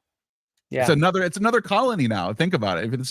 It's a subject now. It's paying taxes to Constantinople. That's a big deal. Yeah. No, I agree. 100 years before. That's 100 years before the fall. That's 100 years before 476. One of the things that strikes me as is we oftentimes compare what's going on today to the fall of Rome, and like it's a terrible comparison, because obviously I hope that people get across that this was a very slow moving situation. There's a lot of different things that happened that led to the political dissolution of the Western Roman Empire. And so, it's a very, very slow process that takes centuries. And so, if you want to compare today to that, well, you have to account for the fact that we still have centuries to go then. Like if we're experiencing that, well, then we're at the fucking beginning of it, right? We're at the crisis of the 3rd century, if that.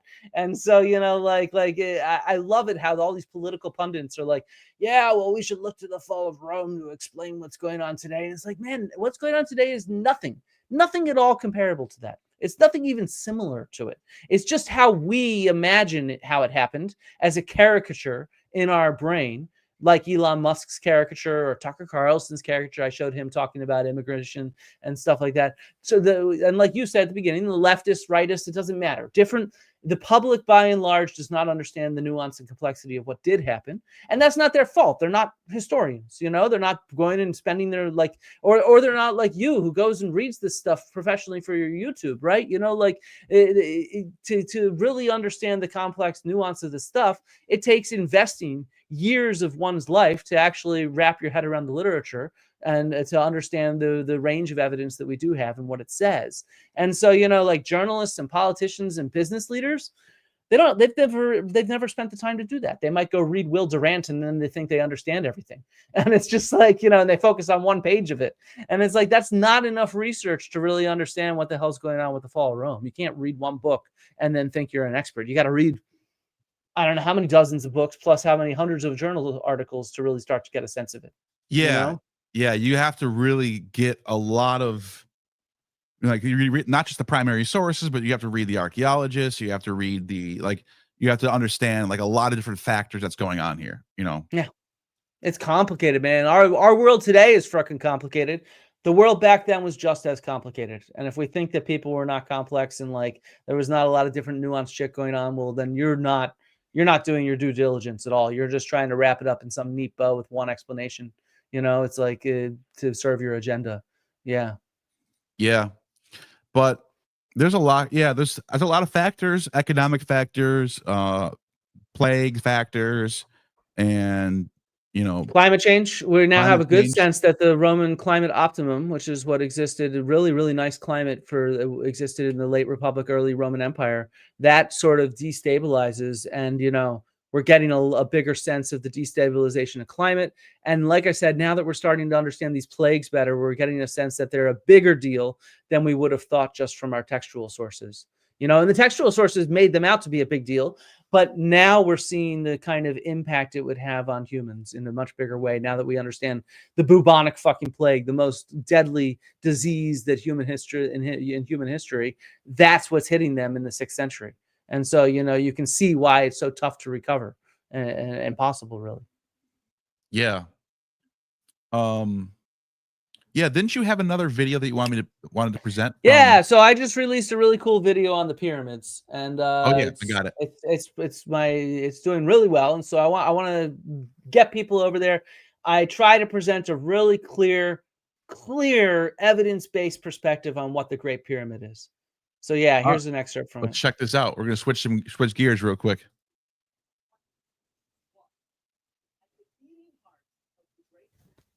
The volume is quite low. Is it? Yeah, I can't hear. All right, hold on 1 second. Let me pause this for a second. Why isn't it pausing? All right. Oh, that's why. Okay. Also, let me.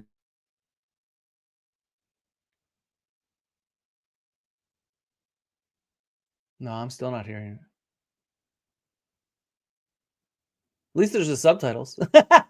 I'll go check it out on my channel. I don't know what's up. I can't hear you now. Well, you can't hear the video at all? No. Really? Yeah. It's not no sound at all, huh? No. I wonder why. 1 second. Huh. Do you have it on YouTube? Yeah, I can get you the timestamp. Okay, yeah. If you give me a second. YouTube link, I know it'll play the sound. I don't know why it wasn't playing the sound. Weird. You couldn't. Was it low, or you just couldn't hear it at all? No, I couldn't hear it at all. That's weird. Yeah, I'm gonna have to check out a YouTube link. Yeah, let me. So can I get it to you? What in the chat here? Yeah. Where are we? There we go. I think started at minute 16 was this clip. Okay. 1 second. Almost ready. Minute 16. I All cut out a minute, so you're gonna have to watch 4 minutes of it now. All right.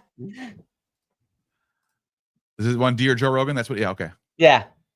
Came down and they had special knowledge, and that's how they were this Oh no, minute 16. an alien being when God is with.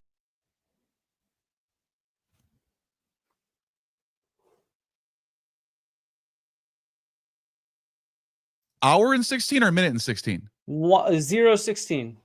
You're at 1 minute 17. Oh, 16 seconds. No, 16 minutes. 16 minutes. Oh, I thought you said 1:16. Oh, sorry. No. Minute 16. Like 16 minutes in. Okay. Gotcha. Yeah, around there. Right there. Any of these ambiguous features are not going to help us understand what the Great Pyramid was. But what all these facts that are often repeated, what they don't tell us is what the heck the pyramid was. And that's what we want to get into today. What's the evidence for what the pyramid was?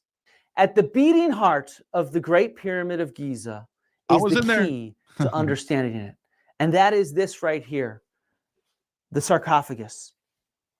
It's very clearly a sarcophagus, a stone vessel the size to fit a human body.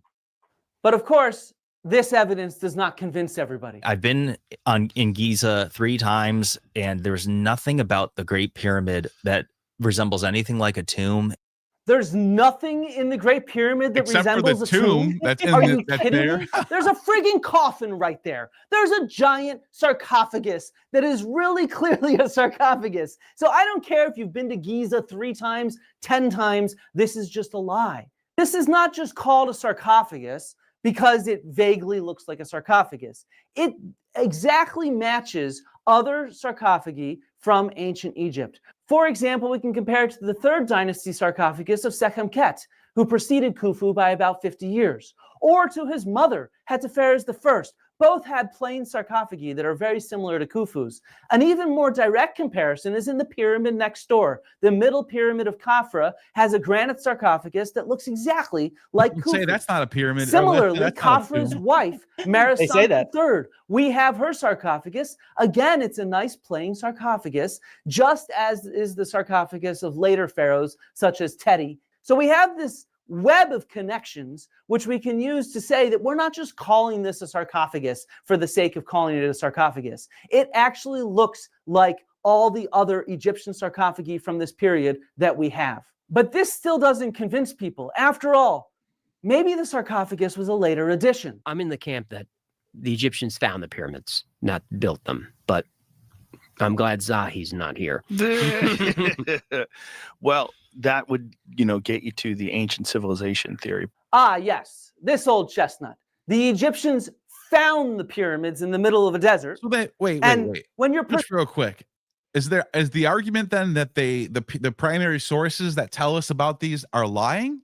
Oh yeah, that's what people argue. So you have so in order to get to where you're at, you have to assume that the primary sources that we found later, it's not like we knew about these primary sources. We dug these up and go, oh, look, it's saying that they built these pyramids and this is how they built them. You have to assume that they lied, planted these so that people later will find them and go, oh, we got tricked.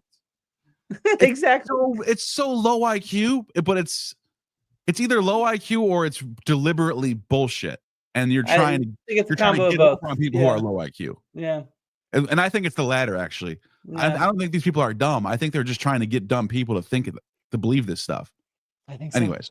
Presented with a scene like this, the pyramids of Giza. What do? You turn it into a cemetery. This is now your royal cemetery, right? This is the idea here. I don't know how anybody comes up with this idea, but I promise you, it's easy to disprove it. The real key to disproving this hypothesis is this sarcophagus in the king's chamber. Flinders Petrie in 1883 carefully measured the sarcophagus and everything in the Great Pyramid in order to understand it. He came down to within a fraction of an inch the measurements on all the passageways and on the sarcophagus itself. And guess what? The sarcophagus is too fucking big. As Petrie. One more thing I'm just thinking about here, thinking out loud here. Yeah. What do you, when they say they found the pyramids, what do you mean by that? Like, they mean that something earlier these built them. gigantic pyramids were just sitting there and no one knew about them. And then That's one how day they people put it. walked They're like, over and they're like this what do you think earlier there was? civilization built them. The Yeah. Egyptians found them and converted them into a tomb. And there's nothing in between that's like you. Oh my God. This is what a lot of people believe. A lot If of you're people. going to say that, you got to find evidence that these things were existing. Like you got to find a primary source or some sort of archaeological find that indicates that these were up, that no one knew what they were. And then all of a sudden later that they knew what they were. Like you got to show that. Yeah, they don't though. This is all And just they made ignore up. the radiocarbon dates and they ignore the writings. Yeah, they ignore everything. And they ignore the sarcophagus, as we'll see here in a second. He wrote in 1883. The coffer cannot have been put into the pyramid after the king's chamber was finished. It is nearly an inch wider than the beginning of the ascending passage. The only conclusion, then, is that the coffer was placed in the king's chamber before the roof was put on. So look, the size of the sarcophagus, physical dimensions that can be checked and corroborated, make it clear that it is simply too big to have been brought in after the pyramid was finished. This is such a good point because I've been That's there why I wanted to before. show it. Yeah. And I walked through that little tiny hole to get down there. It was so claustrophobic. I almost didn't go through. The girl I was with was like, come on, you have to do it. You're only going to be here once in a while. And I was like, you're right. I can't not go down there. I was like, okay, but I'm not kidding you, Flint. I thought about not going. I was scared. Yeah, it's a claustrophobic It's so situation. thin. That You have to narrow, squeeze in this hole. and you gotta like, I'm a short dude, and you gotta, yeah. It's not fun. It's really, really claustrophobic. But the idea that they brought this gigantic sarcophagus down there after it was built, shut up. It's too big anyway. It just wouldn't fit in. Happen. It's physically too big, and we don't need to play anymore. But just as another point, the other sarcophagus I showed in the middle pyramid, Khafre, Flinders Petrie also measured that, and that's also too big. And since that's underneath the pyramid, that means the sarcophagus was put there before the pyramid was even built. So anyone that the thinks idea that they brought this down after is complete nonsense to me. Yeah. So unless the you're video, gonna argue that they brought it down in pieces, but it's all one piece, right? it's all one piece. It's all one full piece. Exactly. There's no pieces. One big piece of granite. It's not like you can't put that, you can't piece that together somehow.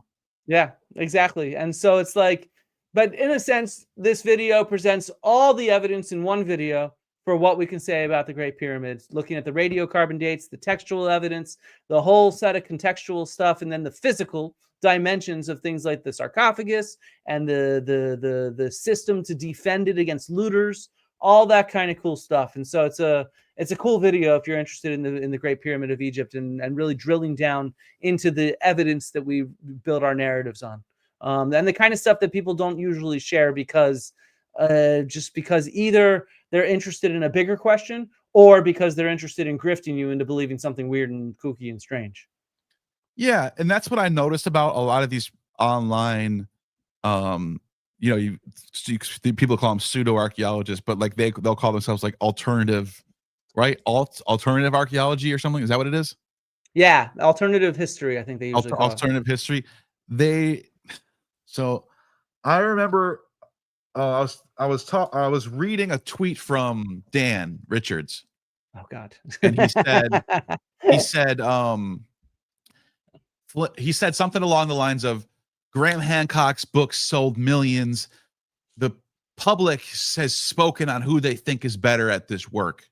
Something along those lines. And I remember just thinking to myself, that's not how scholarship doesn't care about popularity. They're not. Yeah, that's what I find so funny about these guys. To see who can sell the best theory to the public. That's sci-fi. That's film. That's entertainment. Archaeology is dealing with trying to be as objective as possible and trying to actually be objectively discover as much as we can know about the past with the available data. Period. Go from the known to the unknown, all that 101 stuff. No, everyone knows this. But there's this mentality that I found in a lot of these alternative circles. They think it's about who can come up with the coolest theory about the past, the one that soothes us the most, the one that feels good about, like, oh, civilization had it all figured out, and they're trying to send us messages so we can save ourselves. Like, it's almost like a salvation cult. Yeah. No, I think that you're exactly right. And in fact, I just made a video a week or 2 weeks ago on the cult aspect of this. I found this interview of Graham Hancock from 1996. Yeah, I and saw this. It is creepy how culty it is. Like, I've been researching Hancock for a while, and Well, like he dresses up in a suit and tie, and he speaks with an English accent, and it fools people. They think that he looks credentialed because he speaks. And he's But constantly talking about doesn't he doomsday. even have a bachelor's degree in ancient history or anything? No, in sociology. Yeah. So he doesn't And have any no. training at all in Not at all. archaeology, in ancient history, in classics, in philology. And he doesn't know language. I don't know if he knows any languages, ancient Greek, or does he know Egyptian? Nothing. Zero. He's got nothing. Yeah. And no. What gets me the most is he's been doing this for decades. And throughout any of these periods of time, he could have went to school, jumped in, got a bachelor's, got a master's, maybe got a Ph.D. He could have done that from now back to the 90s. He very clearly doesn't want that. He doesn't. Yeah, he has no interest in getting educated, because he could have at least went the route of, well, I'm educated in this subject, and here's my position based on. He never has any interest in that. Yeah. No, that's he has no interest. And the other thing is, he just tweeted out yesterday or today, I think it was today, he tweeted out how archaeologists are uninterested in the Sahara Desert, and I am interested in it. And it's just like, dude, when I sat down and debated you, I showed you thousands of sites in the Sahara. I showed you a survey that my dad fucking did. I showed you how the evidence that that the North Africans domesticated sorghum and millet in the Green Sahara. We have hundreds of excavations, thousands of known sites, tens of thousands of known sites from the Sahara that have been intensively explored. Like, to make the argument that archaeologists are not interested in this, it's just a lie. It's really what it comes down to. You know, when I went to Joe Rogan's studio, I gave Graham the benefit of the doubt, and I thought he believed what he was selling, in a sense, because he's very consistent in his narrative. I've now done a full 180 and seeing how he frames things publicly. It's really clear that he intentionally misleads the public. That's what I'm starting to think. I don't know if he believes it. But here's the thing about the Sahara thing. There's nothing wrong. In fact, I think it's a decent proposal to suggest we should dig more in the Sahara, due to the fact that it used to be at some point not a desert. Maybe we can find something there. That's fine. But then to say, because it wasn't a desert at some point, therefore it must have been the place of a lost civilization. You've just crossed over. Over. You cannot use the possibility of something as an argument. No, in reality, we use evidence. Yeah, not you imagination. cannot say, because you haven't disproved aliens yet, therefore I'm going to use that as my argument that aliens did it. And it's like, before you even get there, you have to start providing evidence of aliens before you can even throw that in there. Which, by the way, is exactly the same with birth rates and the fall of Rome. It's an issue of what we have actual evidence for. And, you know, if the only evidence you can muster about falling birth rates is a law that Augustus passed in 9 AD, that's not relevant evidence. Like, you know, it's completely irrelevant to the question of the fall of Rome. And so, you know, in the end, I think that's always my key point is like, look, like archaeologists, don't like us, whatever you want. What we do is we present evidence. And so, you know, if you want to have your narratives and thoughts about what happened in the past, you still have to contend with the actual evidence that we have. And so, you know, you might not like us, but like, you got to fucking pay attention to us if you want to talk about ancient history. Because we're presenting the actual evidence that's there. Believe whatever you want to believe. Exactly. But don't act like because people aren't listening to you, that it's because there's some sort of like because I'm not going to use the word conspiracy, but there's some sort of like bias in academia against you. It's like, no, you have is if what you believe is not backed up by data, then it's just a theory. It's just a theory. That's all you got. And it's not even that. It's just like you sitting around stoned coming up with whatever the fuck you want. Right. Like, you know, like I can do that too. I do that all the fucking time. Right. But then what I do is, since I'm a scholar, I go and think, hey, maybe I should test this against evidence. You know, Herodotus, when he wrote about the Persians, every single major decision the Persians made, they first debated while sober, and then the next day they debated it while drunk. And if they agreed with it while both sober and drunk, they decided it was a great idea, and they That's passed it and went hilarious. on. Or sometimes it was vice versa. They start debating it while drunk and then do it while sober. And so it's like, you know, like my fucking stoned ass couch thoughts while chilling over a beer in a pub or whatever. That's great. I do that with my colleagues all the time. We go out to the pub and we talk about ideas. But then what we do the next day is we go to the library or we go to the field and we actually look at the actual evidence and we say, does this stand up? That's if it right. doesn't, then we can't that's publish what I'm it. saying. You That's know? why I'm saying there's Like, nothing wrong with asking the question, does the Sahara Desert contain blah, blah, blah? And then once you propose that hypothesis, test it. Yeah. Find out. And then what you don't go and read all the archaeology papers that have been published on the Sahara. What does it say? What can you find in there? Do the work. Like you can't just say, "Oh, we haven't dug 95% of the Sahara. Therefore, I'm right. Therefore, because of the possibility, I'm right." That doesn't work.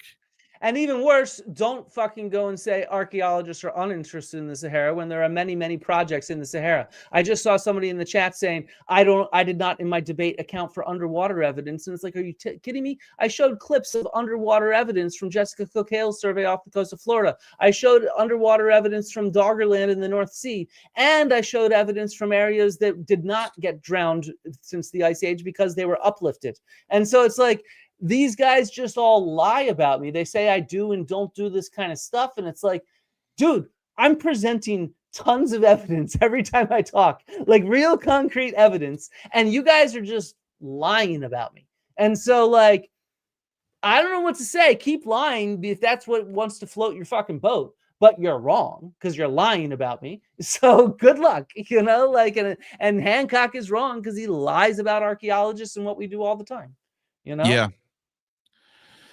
Well, this has been fun. Definitely your channel, I have it linked in the description, and you're always putting out good videos. And yeah, anything else you got coming out?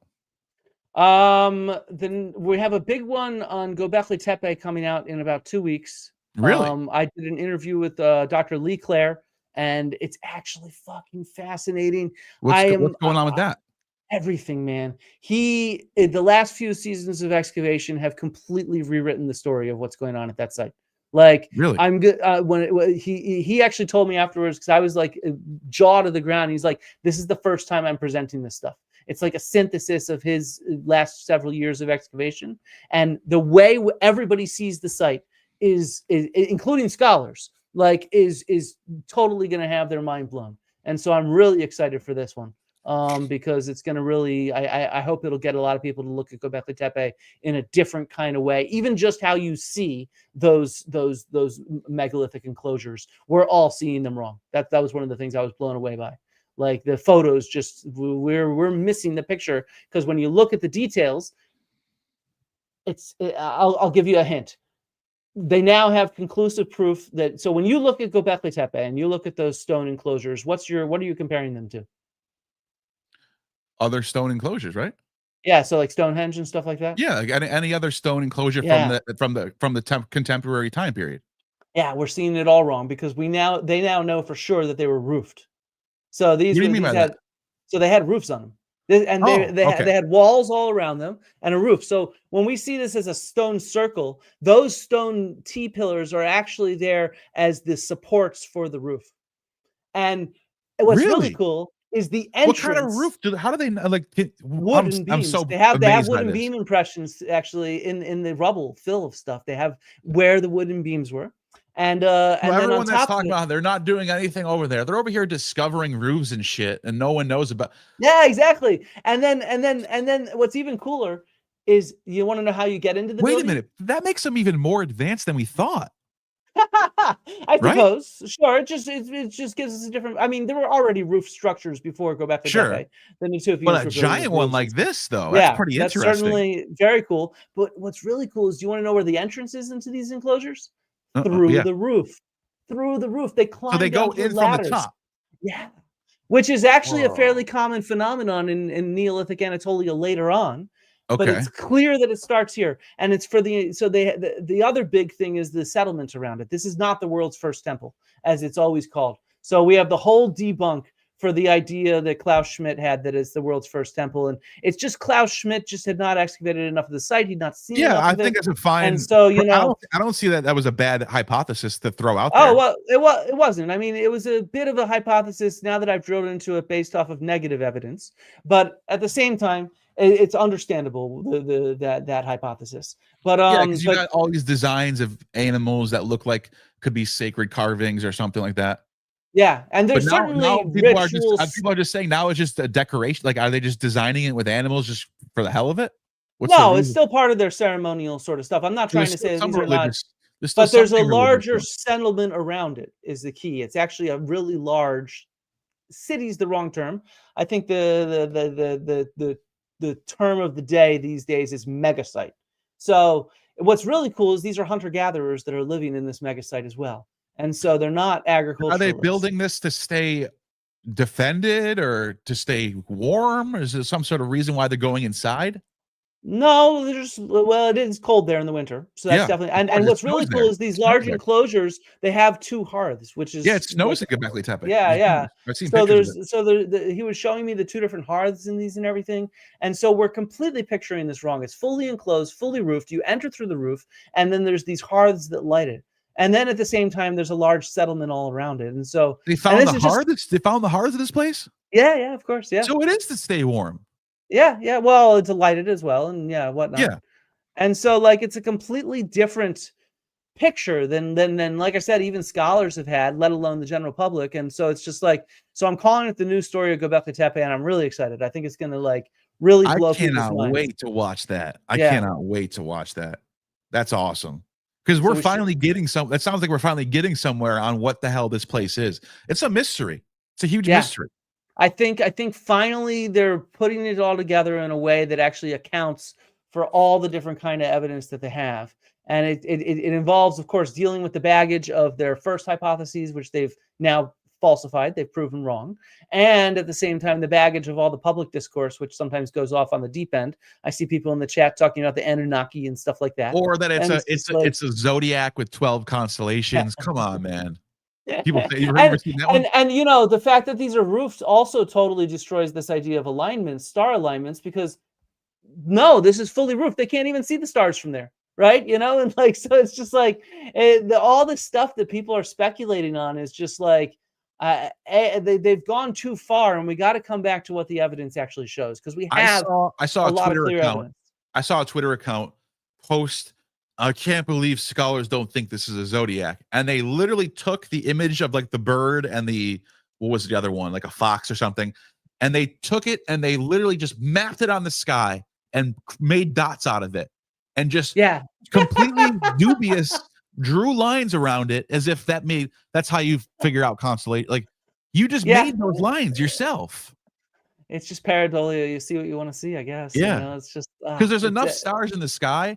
I mean, if you look at a sky, a night sky without any light pollution, it's just every speck is a star. Like it's all white, and you can literally map anything onto there and make it look like, exactly 100%. That's exactly, and that's what people do too, and that's So why silly. it's just Look, it maps on perfectly. It's like, of course it does. What about the other stars that don't map on? What about those ones? You just ignoring the other ones? You know what I mean? Yeah. But no, I'm anyway. excited for this video. I was really grateful to have Lee Claire come on, just like for my pyramids when I had Zahi Hawass on that one. And it's just like, you know, hearing from the people that are doing this hands-on, and then me diving in, doing research to be able to synthesize it into something for the general public that makes it sort of clear It's something I've grown to enjoy a lot, actually, since my Joe Rogan appearances, to try to figure out how to drill down and show this evidence to people that they don't usually see. And so I'm really excited for this one. I think it should be about 2 weeks away. We gotta work it up, and I gotta film some stuff, and then we gotta edit it. But yeah, should be about 2 weeks away. Yeah. So it's not out of, you don't think it's out of the question though that it could be some sort of temple, or you think it's out of the question? So I think what you're misunderstanding is Lee does not like the word temple. He thinks that gives a connotation that's wrong. But certainly these enclosures, they are there. So what they've excavated 2 sets of enclosures, and it seems like the settlements cluster, the houses that people are living in cluster around these enclosures. And what's really weird is so this is occupied by thousands of years, right? So it's called a tell site, where it's building up over time with the mud brick and stuff, just like most Neolithic sites, right? Yeah, there's different layers of different time periods. Yeah, exactly. And so the houses are constantly rising higher. The ceremonial enclosures, on the other hand, they're staying at the same elevation down below, which is really interesting. That points to something sacred that they're holding on to. So yes, there's something ceremonial, ritual, sacred, whatever term you want to use. Yeah, we don't have any writings, so like trying to. The reason that Lee and others don't like the term temple anymore is because that sort of gives this connotation of some modern religion. We think of these terms, temples and priests, and that's the kind of terminology that Klaus Schmidt used. And then when people hear that, they picture something that probably doesn't really match what's going on in the Neolithic, if you see what I mean. Yeah, because this is 10,000 years ago. We shouldn't think of like Babylonian temples as we should as something from 10,000 years or 9,000 years. You know what I mean? Let alone like a Greek temple. World. Yeah, we got to remember that, a different world. Like exactly. You and I just were talking about how big of a difference the world is after 500 years. 10,000 years. Yeah, exactly. Just think of how different things were.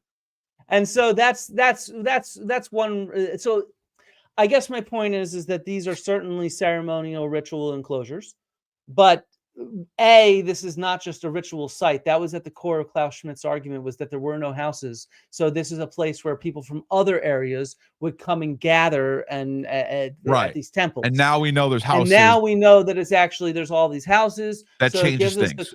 And in fact, these enclosures seem to have cluster in different neighborhoods, which tells us that there's no one center. There's maybe different neighborhoods that are jockeying for position and stuff like that, and have different identities. And so it gives us a very different perspective when we piece together all that's around it, if you see what I mean. It gives us a different context for it. Yeah. Wow. I can't wait. I'm looking forward to that. Cool. Thanks for coming on, man. I appreciate it. Yeah, thanks for having me. I appreciate it as well. Those of you that are still sticking around, go check out Archaeology with Flint Dibble. I got some cool YouTube videos coming up, sharing more of I try to focus on the evidence. That's my goal here. And then of course I like to debunk the fake archaeology people. Yeah. They're popular, so they need to be shat on, That's become your forte now. It's yeah, exactly. The debunker. I mean, I just don't understand why so many people believe their stuff. It just boggles my mind. It's like I don't get it, but they've done a really good job of convincing the public. So it's time to push back, right? Yeah. Bring people back to evidence. Yeah, and you're going against they have the advantage over you because people want that stuff to be true. That's what they want. They don't want the boring, well, based on the evidence, we don't really know for sure. They don't want that. They hate that. That's boring. Dork, boo. They want, well, actually, it's aliens, or actually, it was a secret device of technology. That's what they want to hear, and that it sucks, but it's true. It's what people want. I'm not saying everyone wants that, but it's hard. Like there's a huge population of people that want it, and you see them out more on the internet. They're visible. The average Joe just wants to know what's true and what's not true. But they're not on the internet promoting that because there's nothing to promote there. So, I also think that we're living this kind of pendulum. We have this pendulum that goes back and forth in what people want. from history and from reality, and some of it is related to how people see historians and scientists and stuff like that. Like, and sometimes they're very respected, and other times they're not. And right now we live in this period of kind of everybody wants to, I don't know, get their imagination going and rebel and be anti-establishment. But when you look at human history, not even human history, when you look at recent history, like in America, you see this pendulum. In the 1970s, people were really into this kind of stuff too. But then in the 1980s, they weren't. You know what I mean? So this is like just cultural trends. In 5 years, we're going to see people, I think, fed up with all the kind of fake stuff that's flooding the internet with AI and all this kind of shit. People are going to want to crave real stuff. And at least that's my optimistic approach. And so, I think that you do a great job of presenting good evidence. I think a lot of other people do a great job. And I think we are all going to ride the wave to get people to think about evidence in a clear way, rather than just sitting back, drinking a beer, smoking a joint, and imagining shit. And there's a way to disagree with experts, but while engaging with other papers that are written or books that are written. I disagree with people all the time, other biblical scholars on stuff, but I don't just make up what I want to be true. I'll cite another biblical scholar against that biblical scholar and go, well, this person thinks this and you think this, and I think you're wrong. As long as we're all agreeing on what the data is, like we all know what the objective data that we have, this is what we know. Now we can argue based on what we know, what your opinions are. That's what I think people need to do. We need to get the debate needs to be in these parameters of what we know instead of what we want it to be. Exactly. That's my entire point. I really don't care what people think, to be honest. I'm not here to like convert anybody. I'm here to show you all the evidence to whoever wants to listen. And if you don't want to fucking listen to me, don't listen to me, but stop fucking harassing me and trolling me like Dan Richards and Jimmy Corsetti. That people call up my employer regularly to try to get me fired. People claim that I'm faking my cancer. Like, this is what is disgraceful about the people that I argue against. They fucking treat me in a disgraceful way, and they treat other scholars in a disgraceful way. And I see them in your chat, Flint comes off as creepy as fuck. And it's just like, like these people are just rude fucking trolls. Yeah. Fine, go be a rude troll. Go be a rude troll somewhere else. I'm here to share evidence comments with who wherever. I When I go want. on other people's podcasts, I get the same. That's part of I'm the not game. worried. It has nothing to do with you, Yeah. man. I know this is the internet. I'm used to Yeah. it. But what I'm trying to say is maybe these people should just fucking ignore me instead of trolling me. Maybe get a life and go listen to who you want to listen to instead of being a bitter little fucking troll online. It's like so simple. Enjoy life, man. Enjoy life. If you don't like what I have to say, goodbye. If you do like what I have to say, come check me out on my channel. It's that simple, right? I think that's a fair point. Fair point. Like, Yeah. all Anyways, right. It was all great right. chatting, Neil. Yeah. You have just attained true gnosis.